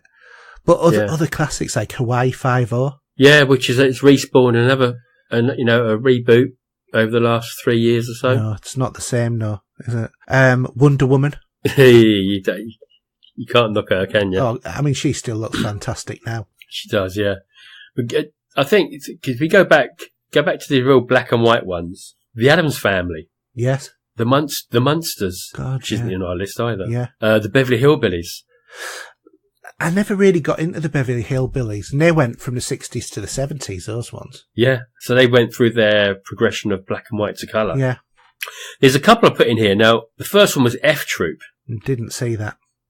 Now, that was based on, it was the Civil War, and F-Troop was a fort. So that was a comedy sitcom style show with the troop. But the other one, which I think even more so is in my memory, is Hogan's Heroes. Again, not one that I got into. Really? Which this is based on, in a way, something that you've never really seen, which is The Great Escape. I have seen it. I told you, I've just not seen it in a coherent... Yeah. No, you haven't seen it in its entirety. So this is about a prisoner of war camp with the Americans locked up and the Germans obviously looking after them. Yeah. And it's a comedy, and it's brilliant. But there's also thinking about Black and White Bilko. Yeah, which we didn't mention. No. And I religiously, Phil Silvers is a classic. Yeah. And those stories are just so clever in his show. And going into the colour sort of era, but a show with a lot of heart that really, I think, dug deep into American culture, or at the time, which was MASH. Yeah, because it was at a time of, I think, would have been the Vietnam War. And even the last episode, the viewing figures on that was tremendous, Yeah. Really did, it did pull, sometimes that show would pull a few punches where you would least expect it. Yeah. I mean, you didn't think you could get a drama out of an army hospital for those many years that it was on. No. And I know, I'm going to say this show now because I was a kid and I used to watch it with my mum. But the Waltons, again, I know it's not probably a lot of the guys would probably know this show or anything like it. I mean, there's probably a lot of Mickey taken out of it over the years. Yeah, well, it was that and the Little House on the Prairie. Yeah, they both come in the same sort of genre. Yeah, like that. But they that were Western sort of, not cowboy-y Western. Well, yeah, because obviously the Little House on the Prairie, that they were settlers out there in the countryside. I was maybe put it out in there, we'll say outback. That's Australian, but you know what I mean. Yeah. Where the Waltons was a story of a family through the history of America up to the Second World War, I think, and seeing that whole family grow up and going through whatever it did do, To be honest, the only thing I ever remember was the end with "Good night, John boy." Exactly, yeah, of course, that's what I'm saying. But those shows had a big following. Yeah, they did. But I think mid-60s, Man from U.N.C.L.E. was a favourite of mine. Yeah, well, $6 Million Man for me. Yeah, well, that's mid-70s, early 70s, isn't it? Yeah, but don't forget, $6 Million Man, I was 2 when that came out. Was you really? I was, yeah. Jeez. Yeah, we do stand apart to a certain degree in these. And I'd say you would have seen different versions of the Avengers, which started in 61. Well, my first memory of the Avengers was the new Avengers with Purdy, No, I Joanna remember Lumley. that very well. Yeah. Whereas the Avengers that you're talking about would be Emma Peel, wouldn't it? And Patrick Macnee. Yeah. So, but again, that show took new characters, but I think Patrick Macnee hung around for a bit, where the others would change. Well, Patrick Macnee was on all of them, including the new Avengers. Yeah. Because didn't he progress from a Jaguar to a Land Rover or something like that? Probably. And sticking with the Americans for a minute, there's 2 shows that were very close, but I think I watched them around the same sort of time. And one of them was a bit wacky and bizarre, but then again, it spawned its own show. So we had Soap. Yeah, I was going to mention Soap as well. I used to be a massive fan of this, and this was where what introduced Billy Crystal to us all. It did, yeah. Because he was the gay character, which was a bit unheard of those days. Yeah. It was sort of still a bit no-no sort of content. I can still remember the opening to it because it had that dialogue, didn't it? It says, "This is a story of 2 sisters, Jessica Tate and Mary Campbell. These are the Tates, these are the Campbells, and this and is I know Soap." the theme tune off by heart, which I don't think I'm going to sing it, but it was. I used to watch that. It was again one of those shows that was on late night by the BBC. ITV, I think. Was it ITV or whenever it was? Back from the pub. Yeah, where we had 3 channels. Yeah, we had 3 channels. Soap would be on. This obviously spawned Benson. Yes, and that was another fantastic show. And of course, he's just died, hasn't he? A couple of weeks back. Yeah. Great shame. And off the back of those 2, which wasn't really linked, was Taxi. Yes. Which gave us Danny DeVito and Christopher Lloyd. Yes, indeed. He seemed to be so much more removed from Taxi when he turned into a Klingon on Star Trek 3. But we saw him a couple of years back. We did, didn't we? Oh God, that was brilliant. The funny thing, because his character in Taxi was like someone that was on weed most of the time. Yeah. And would just hang around the taxi rank where you had Danny DeVito running it. Yeah. And you had the mechanic. You had that guy that played the mechanic. I can't remember his name, but he was a bit of a weird character as well. Didn't he end up being its father on Independence Day? Jeff Goldblum's father. Really? I'm sure that was him. But, I mean, I mean, those shows, and there's another one there. I don't think you've got this one in there because this is probably around the same sort of time. Would have been Hill Street Blues. Oh yeah, and I've got the 12-inch single of that here, of that piano song. Brilliant. Yeah, I did like Hill Street Blues. It was a good. So going from the early 70s, it's a few being two for the $6 Million Man. I can't believe that. Yeah, that's how old I was. And actually, yes, it was Judd Hirsch who was on Taxi, and he was Jeff Goldblum's dad on Independence Day. Do you know he doesn't look the same though? Then does he? I think he does. Do you? I'll have to. I know who you're talking about. He's just got curlier hair. That's the only difference.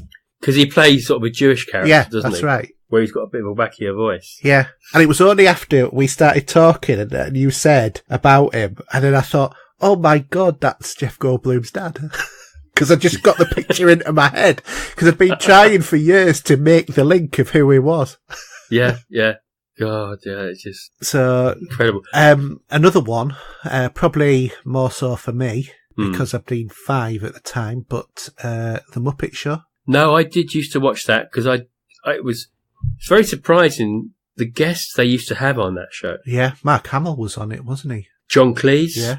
I mean, if you went and looked that up, there was probably so many different guests on that show. Oh, it was one of those shows that everybody wanted to get into. But for me, as a kid, I'm on about early childhood now, the spawning of the Muppets come from the Sesame Street. Yes, because that was 60s, wasn't it? Yeah, Big Bird. Yeah. So, I mean, it was on when I was a kid. Yeah. But not very often. And I never really got Sesame Street so much. No. So. No, I think it was really one of a kind of a learning for learning kids to know their numbers and their alphabet and stuff like that. Yeah. Another show that we haven't talked about as well. Yeah. Is one that you watched a movie of recently. Remind me. Chips. Yes, of course. California Highway Patrol.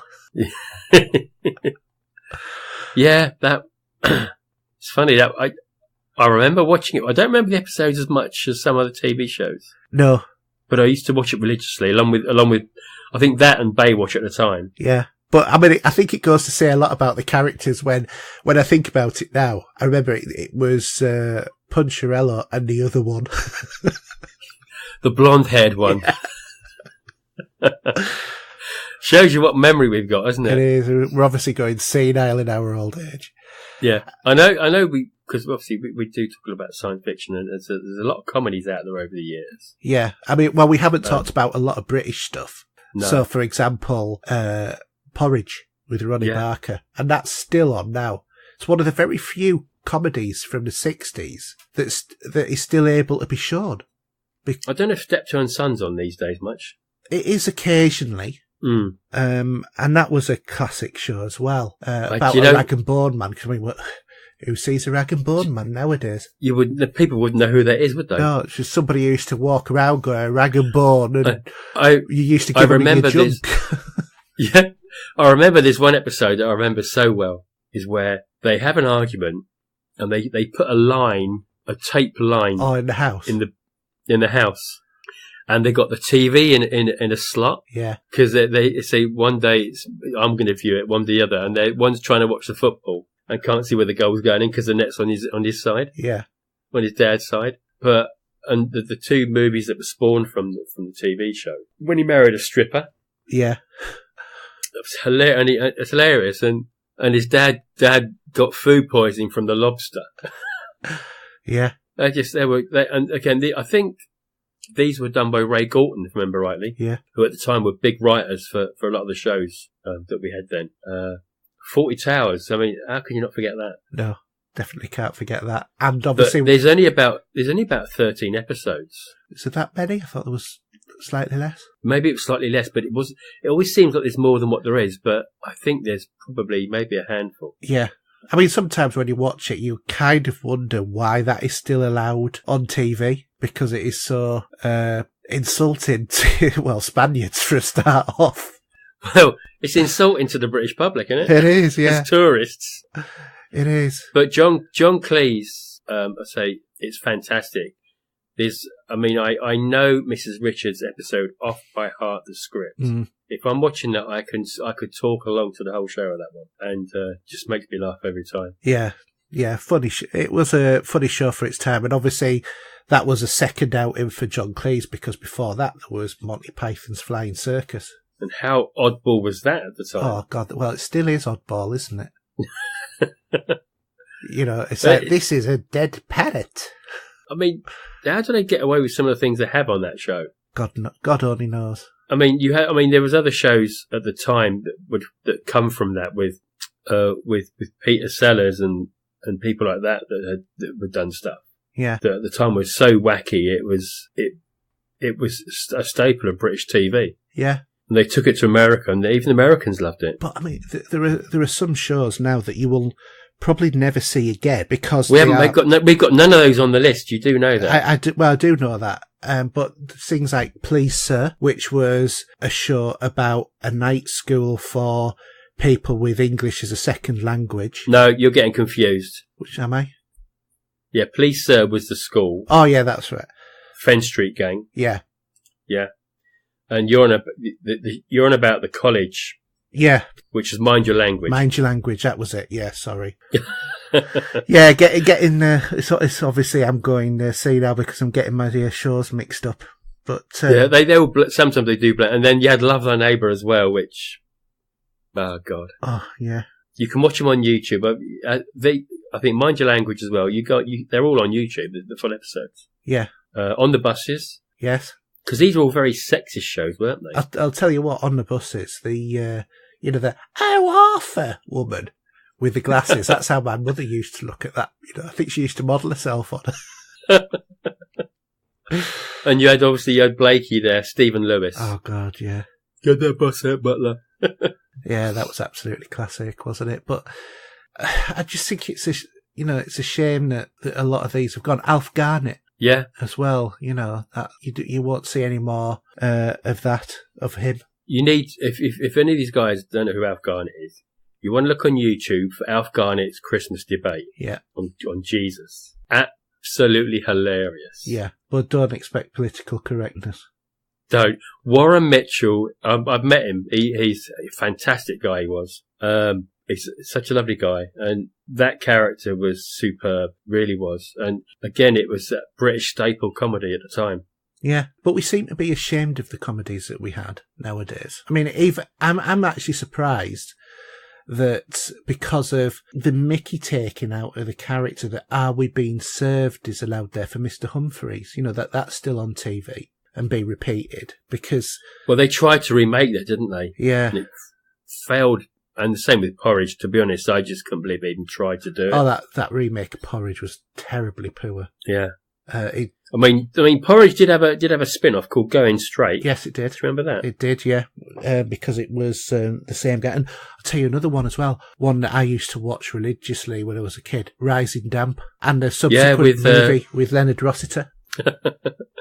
They were class as well. I mean, there was a little bit of PC correctness in there. Yeah, and Reginald Perrin. Reggie Perrin was really a bit of a different show of its time, I think, because a man that commits suicide, leaves his clothes by the water, had enough of society and the way they live. Yeah. And ends up being a tramp and then coming back. Yeah, he fakes his own death. Yeah, with a business on using rubbish. Yeah, called Grot. That's it.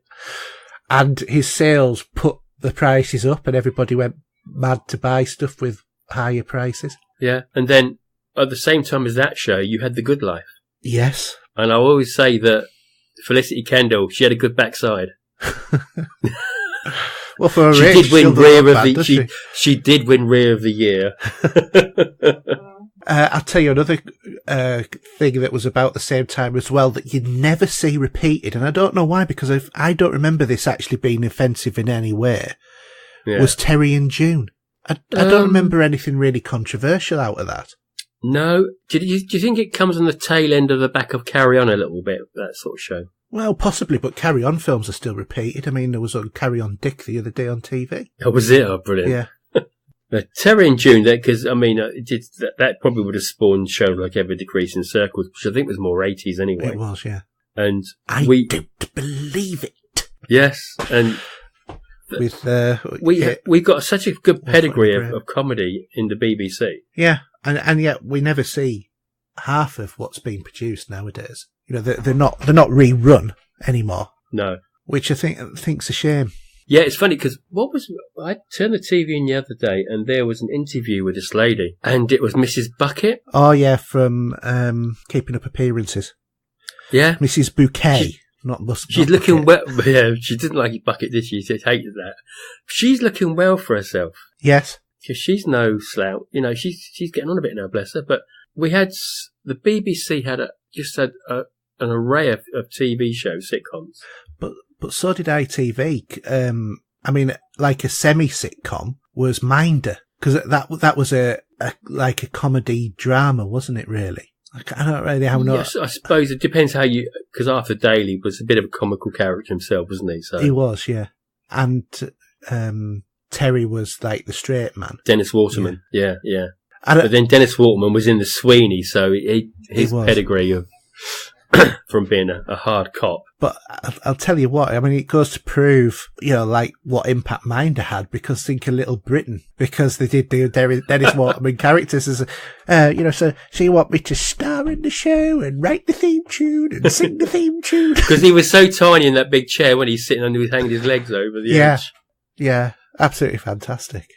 Actually, it's something I've got to mention because you've not talked about it. I can see it in the list there. I don't own every season, but all the detectives that came out of America, Columbo was top for me. Yeah. Those stories were giving you the murderer in your face to see how he would solve the murder. Yeah. And again, they were specials in a way that each episode would have a major character, more than likely was the killer, was top stars. Mm. You know, you had obviously William Shatner, for example.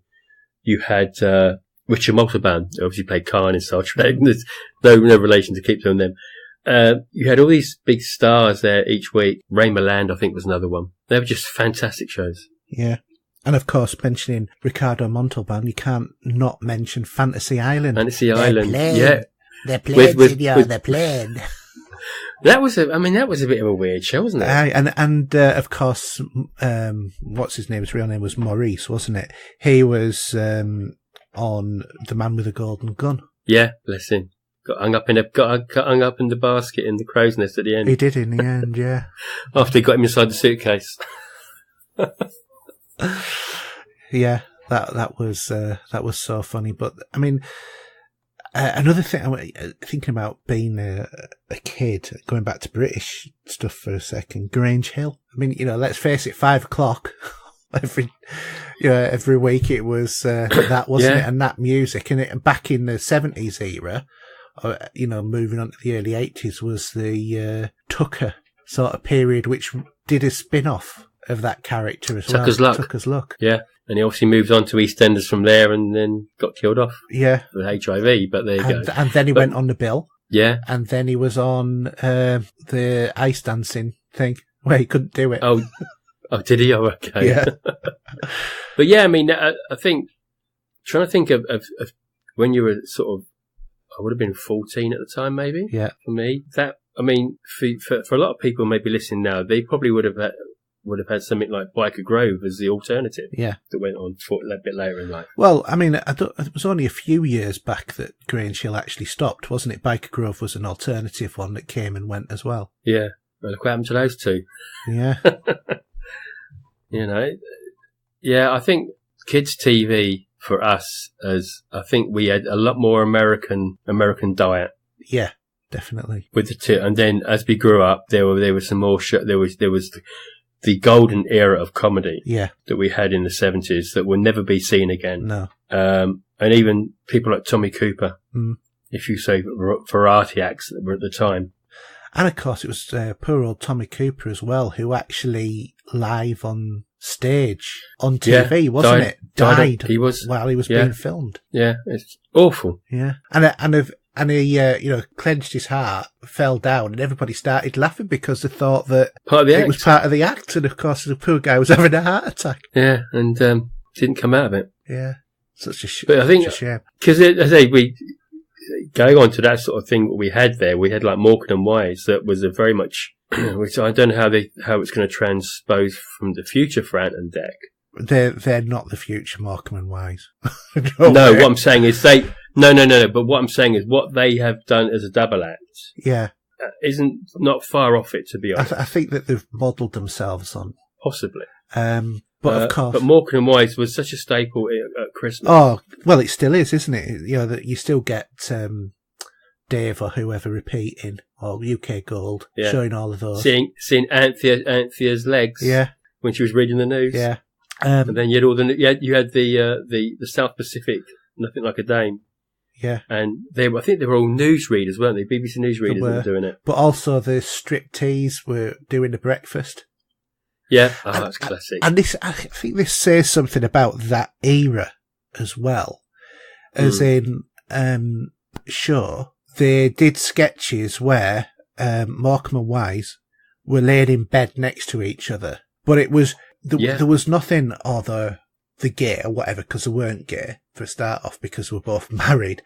But it was not considered in the light of, this is, you know, they're playing two gay characters. It was just two blokes who shared a house and happened to be in the same bed, you know, but it never went anywhere. There didn't have to be any other sort of connotations or anything like that. It was just all, you know, ignored, you know, and to me, in terms of political correctness, it should be, this is where we should be at, as in looking at something like that and not thinking anything of it, rather than having to make something of it to prove the point that it's there. Yeah. Forced in your face. That to me is where we should be, not where we are now, which is, oh look, these people are gay, or oh look, these people are transsexual, or oh look, these people are, you know, black, or, you know, Asian, or whatever the, you know, minority it is, it doesn't matter, because we're all just people, you know. Yeah.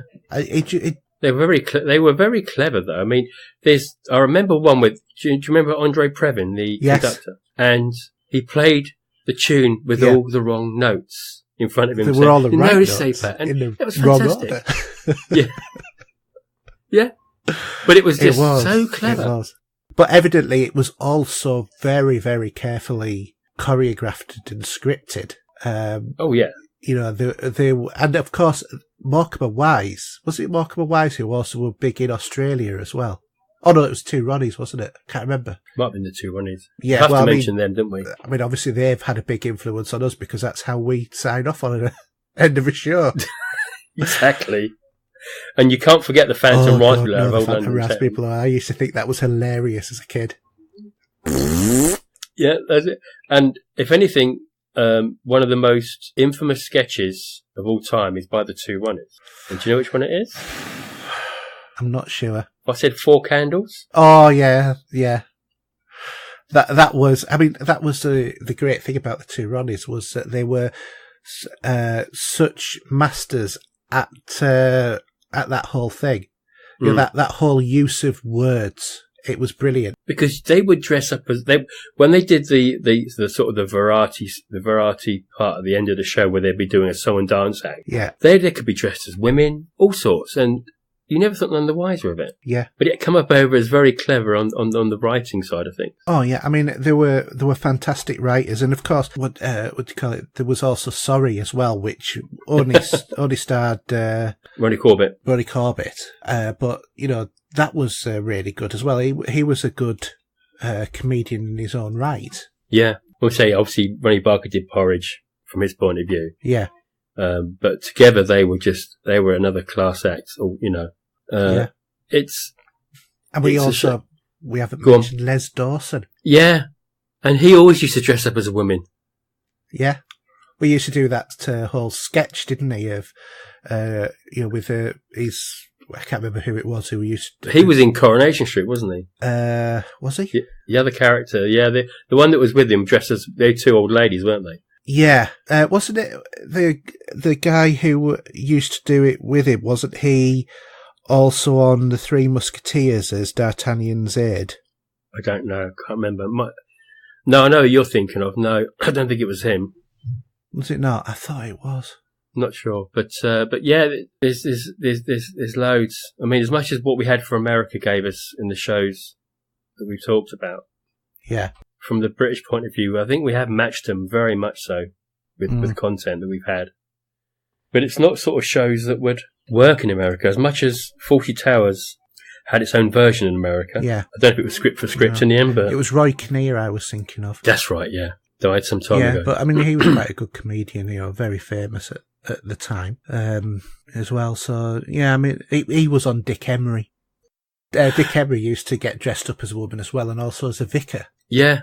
Oh, I'll tell you two other ones that we've forgotten as well. George and Mildred. And Man About the House. Also Robin's Nest as which well. Obviously, which spawned from Robin's Nest. And then you also had, there's another show as well with Patrick Carlisle, his name was? I can't remember his name now.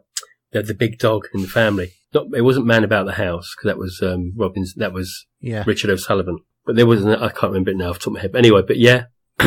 And these all spawned, all these shows had their own TV movies that may not quite work, but they still gave you a bit of that comedy that you used to see on that half an hour show. They obviously Steptoe and Son, On the Buses, Man About the House, I think even George and Mildred had a movie. Did it have a movie? I don't remember that. Yes, it did, yeah. They had a TV movie. All those shows at the time. And obviously George and Mildred was spawned from Man About the House because they were the landlords to where Robin was, isn't it? Yeah. But they were just... And then there was a few Doctor shows as well, we remembered. Doctor in the House. Yes. I think that spawned from the movie that came out pre that, which would have been I think it was a British movie in the 60s, Doctor in the House. But that was another classic one. But again, that was very sexist. Yeah. Because you read the ideology of the British doctor and all these nurses. Just love it. Absolutely love it. It was a... I think we are going to... Political correctness, wasn't it? Or an era. Oh, God, yeah. Should we... I think we've been nearly chatting for an hour about this. Fortunately, we haven't got many questions this week. We do have some feedback from a few people. Daz, on Twitter, he said Sooty or Play School. I'd say I probably watched both. I think I did as well, Sooty and Sweep. Didn't like Hamble, though. I wasn't too keen on her. Michael Edwards has said he's always been a big fan of Minder. I'm a big fan of quick thinking and turning the situation to your advantage. I also like Bilko as well. Matthew Smalley said, for me, I think it would be Doctor Who and Blake Seven as a kid. These shows probably started my interest in sci-fi. Well, certainly Star Trek and Doctor Who did for me. Yeah. And Alan Cochrane said, for me, born in the early 70s, the shows I remember were The $6 Million Man. Oh, I remember that. One we missed, Metal Mickey. Yeah. Star Trek, another one we missed, It Ain't Half Hot Mum, which was the British version of MASH. Which is very... more or less. Oh, yeah, but Windsor Davis and yeah, oh, God, but I also like Never the Twain. Do you remember that? And that was him off Ain't Half Hot Mum, and it was about two antique dealers who hated each other, but their daughter and son were married. But before that, you had To the Manor Born. Oh God, yeah, we missed that one as well. Yeah, classic. Yeah. And that had when that show ended, when they got married, there was huge figure. And not only that though, but there was a revisit to that with the original characters, because we've also forgot to mention Only When I Laugh. I'm H.A.P.P.Y. Yeah. Yeah. Because that was Victor Meldrew, wasn't it? He was a doctor. Yeah, and obviously the guy that was into the Manor Born, he was a patient, wasn't he? He was, and it was him who played one of the characters on the movie version of Rising Damp was another one. And then the guy in the middle was another British comedy from the 60s, and I've forgotten what it was called. But that was only the scenes of that show was only in their beds. Yeah, it was. It was on a hospital ward. There must have been the longest people sitting in a hospital where there was very little wrong with them that I can possibly think of. Yeah. Because they never seemed to have anything truly too wrong with them, did they? No, I think it's like, it's the same as the way that in one of the Carry On Doctors, when, who was it? We used to put the thermometer in the hot water. Yeah. These cups of tea. Yeah, but it was, Figgis was James Bolam. Yeah. Peter Bowles was Glover. Christopher Strelui was Norman, and Richard Wilson from One Foot in the Grave was the Doctor, Gordon Thorpe. Yeah, But then, actually, you sort of talking about Peter Bowles. Yeah. Or I'm thinking of the wrong person. We haven't mentioned the Likely Lads. Do you remember that? Yes. Yeah, I do. And because that was about two northeast lads. Yes. Or were they from Liverpool? I'm not. I can't remember now. Just northeast. Was it northwest then? If it was Liverpool. Yeah. Again, that was the mid-70s. That was great. Mm. And there's one episode I remember very well is where no, it's Whatever Happened to the Likely Lads Yeah. was the mid-70s one. That was the follow-up to The Likely Lads, which was from 10 years earlier, 64 to 66. And that's who I was on about, yeah. Before, when I said the guy in the middle. Yeah. Because that was James Bolam. Yeah, that's it. And I still remember to this day, there's an episode where they want to go and watch the FA Cup. So they try and stay away from the result through the whole episode. Yeah. It's classic, absolute classic episode, that one. I'll tell you another classic one as well, which was When the Boat Comes In. Yeah. So that was him as well, wasn't it? Yeah, it was set in Gallows Shields on Tyneside between the two world wars. And the story was about an ex-Sergeant Jack Ford and family as they deal with the aftermath of the Great War and the Depression. Yeah. I remember. I think we've covered a fair bit, though. We have. See if you can remember any of the other shows that we missed, because there are loads of them. They were all classic. Yeah. I mean, there's probably a lot of the guys are probably thinking what the hell we're talking about. Yeah, probably. Especially if they were born in sort of late 70s, early 80s. Yeah. But hey ho, yeah, really good. Okay, so one last thing to do now is we've got the listeners' questions. Indeed. John, what's happening to us?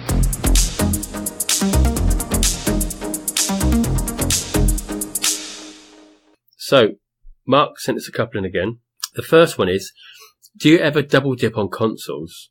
Have to say Xbox/PS4 downstairs, one upstairs. I suppose if you're in either room, you can win, can't you, on that? Yeah.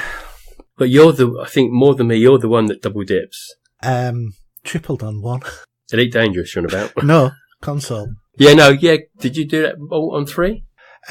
Well, I've double dipped 3 times on consoles, triple dipped once. Yeah. In terms of double dipping, and it was more by accident actually. Back in the days of the 360, I had an original 360 Elite. Right.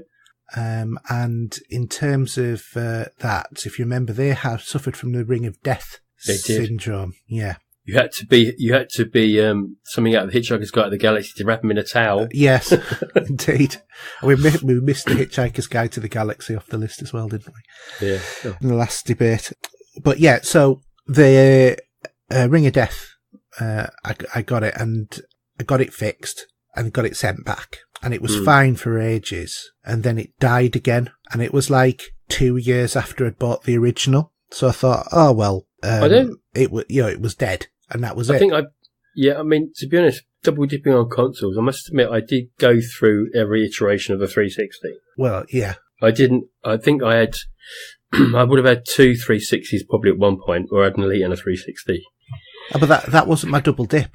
I haven't got to my double dip yet. Go on then. So I got the Red Ring of Death for a second time. Yeah. And I'm not kidding you, the timing of it couldn't have been more perfect, because it was on the day before the Slim got released. Right. So I thought, right, I'm not going to fix my old one. I'm going to get a new one, because, this one's supposed to have the heating problems out, whatever. So I got the new one, just put my old one to one side, forgot about it. And then 11 months later, my brother-in-law turns round to me and he says, "You've still got your old 360, haven't you?" I said, "Yeah." He said, "Have you fixed it yet?" I said, "No, because it's out of warranty and there's no point." So I've been thinking about getting it fixed, because by that time my son was getting to the point of he started to show interest in games, and I thought, I've got one upstairs, it'd be quite nice to have one downstairs. Yeah. And my brother-in-law said, "Well, you know that they extended the warranty for 3 years." And I thought, no, I didn't know that. Actually, no, it wasn't. It was 6 months later. And I thought, no, I didn't know that. And I kind of dismissed it. I thought, no, he's wrong. And then this played on my mind for 5 months. And then I phoned up Microsoft, gave them my, reference number, my serial number for my console or whatever. And I said, "I've got Red Ring of Death. How much would it be to get it fixed?" So, "Well, it's still under warranty. You've got 2 days left." Yeah, I sent one it of mine back for nothing, and I sent it back. Yeah, Yeah, mine went to Germany, I think, remember? Yeah, that's where mine went to as well. But, of all of the things to happen, and I've still got that console as well, and my replacement one. The Xbox One double-dipped on. Triple-dipped on, because obviously I've got the X. Well, actually, I bought an Xbox One, and then bought my son an Xbox One to have downstairs, because I had mine upstairs, and didn't want him fiddling with the settings or whatever on mine. And then I got an Elite and sold my old one. Yeah. And then I got the X, and I put my Elite Xbox One in my son's room. So we've now got 3 Xbox Ones. And then on PlayStation 4, obviously got the PS4 and the Pro. So, okay. Yeah. Do you want to do the next question? Okay. Do you play any handheld or mobile games? I have played Words with Friends with the missus, but that's probably about it. Yeah. But saying again, I haven't used my Vita for a while. Is it a case of hasta la Vita? No, it's just that I haven't it's just not been the time to use it, if you know what I mean. Yeah, I did actually mean that more as a joke. I know you did, mate. I know. I'm playing it so cool today. For me, I have been known to, when I'm really bored, dibble in Candy Crush. I know that's frowned upon, but to be honest, it's just something to fill the time in when you sat there waiting for the missus. But I'm not really big on mobile games, personally. No. I don't even, I have had a DS, an original one. Yeah. And I've also had a PSP and a Vita, but I don't really play them. And, well, to be honest, my son's lost all interest in the Switch, and I don't pick it up. Yeah. So. Okay. So we go to Facebook then. Nicky Wilson's asking just that, obviously, Shenmue 1 and 2 remaster has been announced for this year, and Shenmue 3 is coming to us through Kickstarter. What game series would you like to see come back from the dead? You got any? Well, I'd say back from the dead, no pun intended, but I still want to see a Resident Evil 2. Okay. Even though we've been keeping the series running, I still want to see. It's been talked about for years now, but I don't know if it's ever going to come to us. It's always on my mind. How about yourself? Wing Commander 3, The Wings of Liberty comes to mind. A good reimagining of that. When I'm saying not so much Ringmaster, but as a franchise brought back from the dead. Yeah. I'd like to see Ringmaster being done. Other than that, can't think of any just off the top of my head. Because the main one I wanted to come back from the dead has come back, which is Elite. Okay. Do you want to do Matthew's question? Matthew Smalley has asked, games like No Man's Sky, Drive Club, Destiny, and hopefully Sea of Thieves have received large content updates that would improve the games from the original release. In light of this, should games be periodically re-reviewed to at least inform people of the current state of the game? Absolutely, because I think these days, people like IGN that do these reviews are now sort of calling them ongoing reviews. Destiny, Sea of Thieves, they all come down that sort of route, because they're basically a bare bones game at the start, and then 3 years down the line, they're something you really like from the beginning, to be honest. Yeah. And to be honest, I think through this podcast, and also the one that we used to be on, I think that we have both done that as well. I would like to think that we have, that we've revisited games, because I've gone back to No Man's Sky and talked about that in the past. As an example, that's one that just, popped straight into my head. But also I've talked for years about Elite Dangerous, and about how that's developed, and gone back and looked at it, compared different versions of it and whatever as well. So I think we do that. Yeah, we do, yeah. And we had for years an ongoing commentary about Destiny. Didn't we get it in the neck for that? Yes, we did. We did. Anyway, okay, we go to the last question. This is Chris Van Toth. He's asking us a quiz question, I feel here. Yeah. So, which action hero said these words? Get off my plane. He says 10 points for the correct answer. He might keep a weekly tally, so this might be a new thing. We'll see. Yeah, I know who this is. I know who this is, but I can't remember the name of the film. I can. So I'm going to... Shall I say who it is? I'm sure I'm right. Yeah. Harrison Ford. Yes, it was Harrison Ford. Well, I can't remember which movie it was. It was Air Force One. Yeah, I weren't sure if it was or not because I was thinking it might have been something else, like Clear and Present Danger, maybe. And technically speaking, while in real life he's called Harrison Ford, he was actually President James Marshall. Yes, it was still Harrison Ford. But it was played by Harrison Ford. Yeah. And for bonus points, the film was in 1997. Yeah, you Googled that, didn't you? I did. Harrison Ford's one of my favourite actors. Anyway, I think we've come to the end of the show. We have indeed. She seemed like a long one for just a movie section, but there you go. Yeah, but we have had a good talk about the TVs from the 60s and 70s. Yeah, we have. Yeah. Okay, so just to finish off, contact details. Mine, Twitter @Steve007. PSN ID, The Real Steve007. Xbox is Steve007. And our email is Steve007 for me @popculturegamers.co.uk. And yourself, pal? Mine, you can follow me on YouTube just search for Haydn Rhys Jones, on Twitter @HARJUK, on PSN, Xbox Live, Steam, anything else that you care to think of that's a gaming platform. I'm still HARJUK, and email is HARJUK@popculturegamers.co.uk. Facebook? Yep, we have a Facebook group as well. You can join there. A couple of very easy questions just so that we can eliminate the spam. Because you do get a lot of people just randomly trying to get into the group who have no interest in actually being a member. So just answer those questions and then we'll accept you through.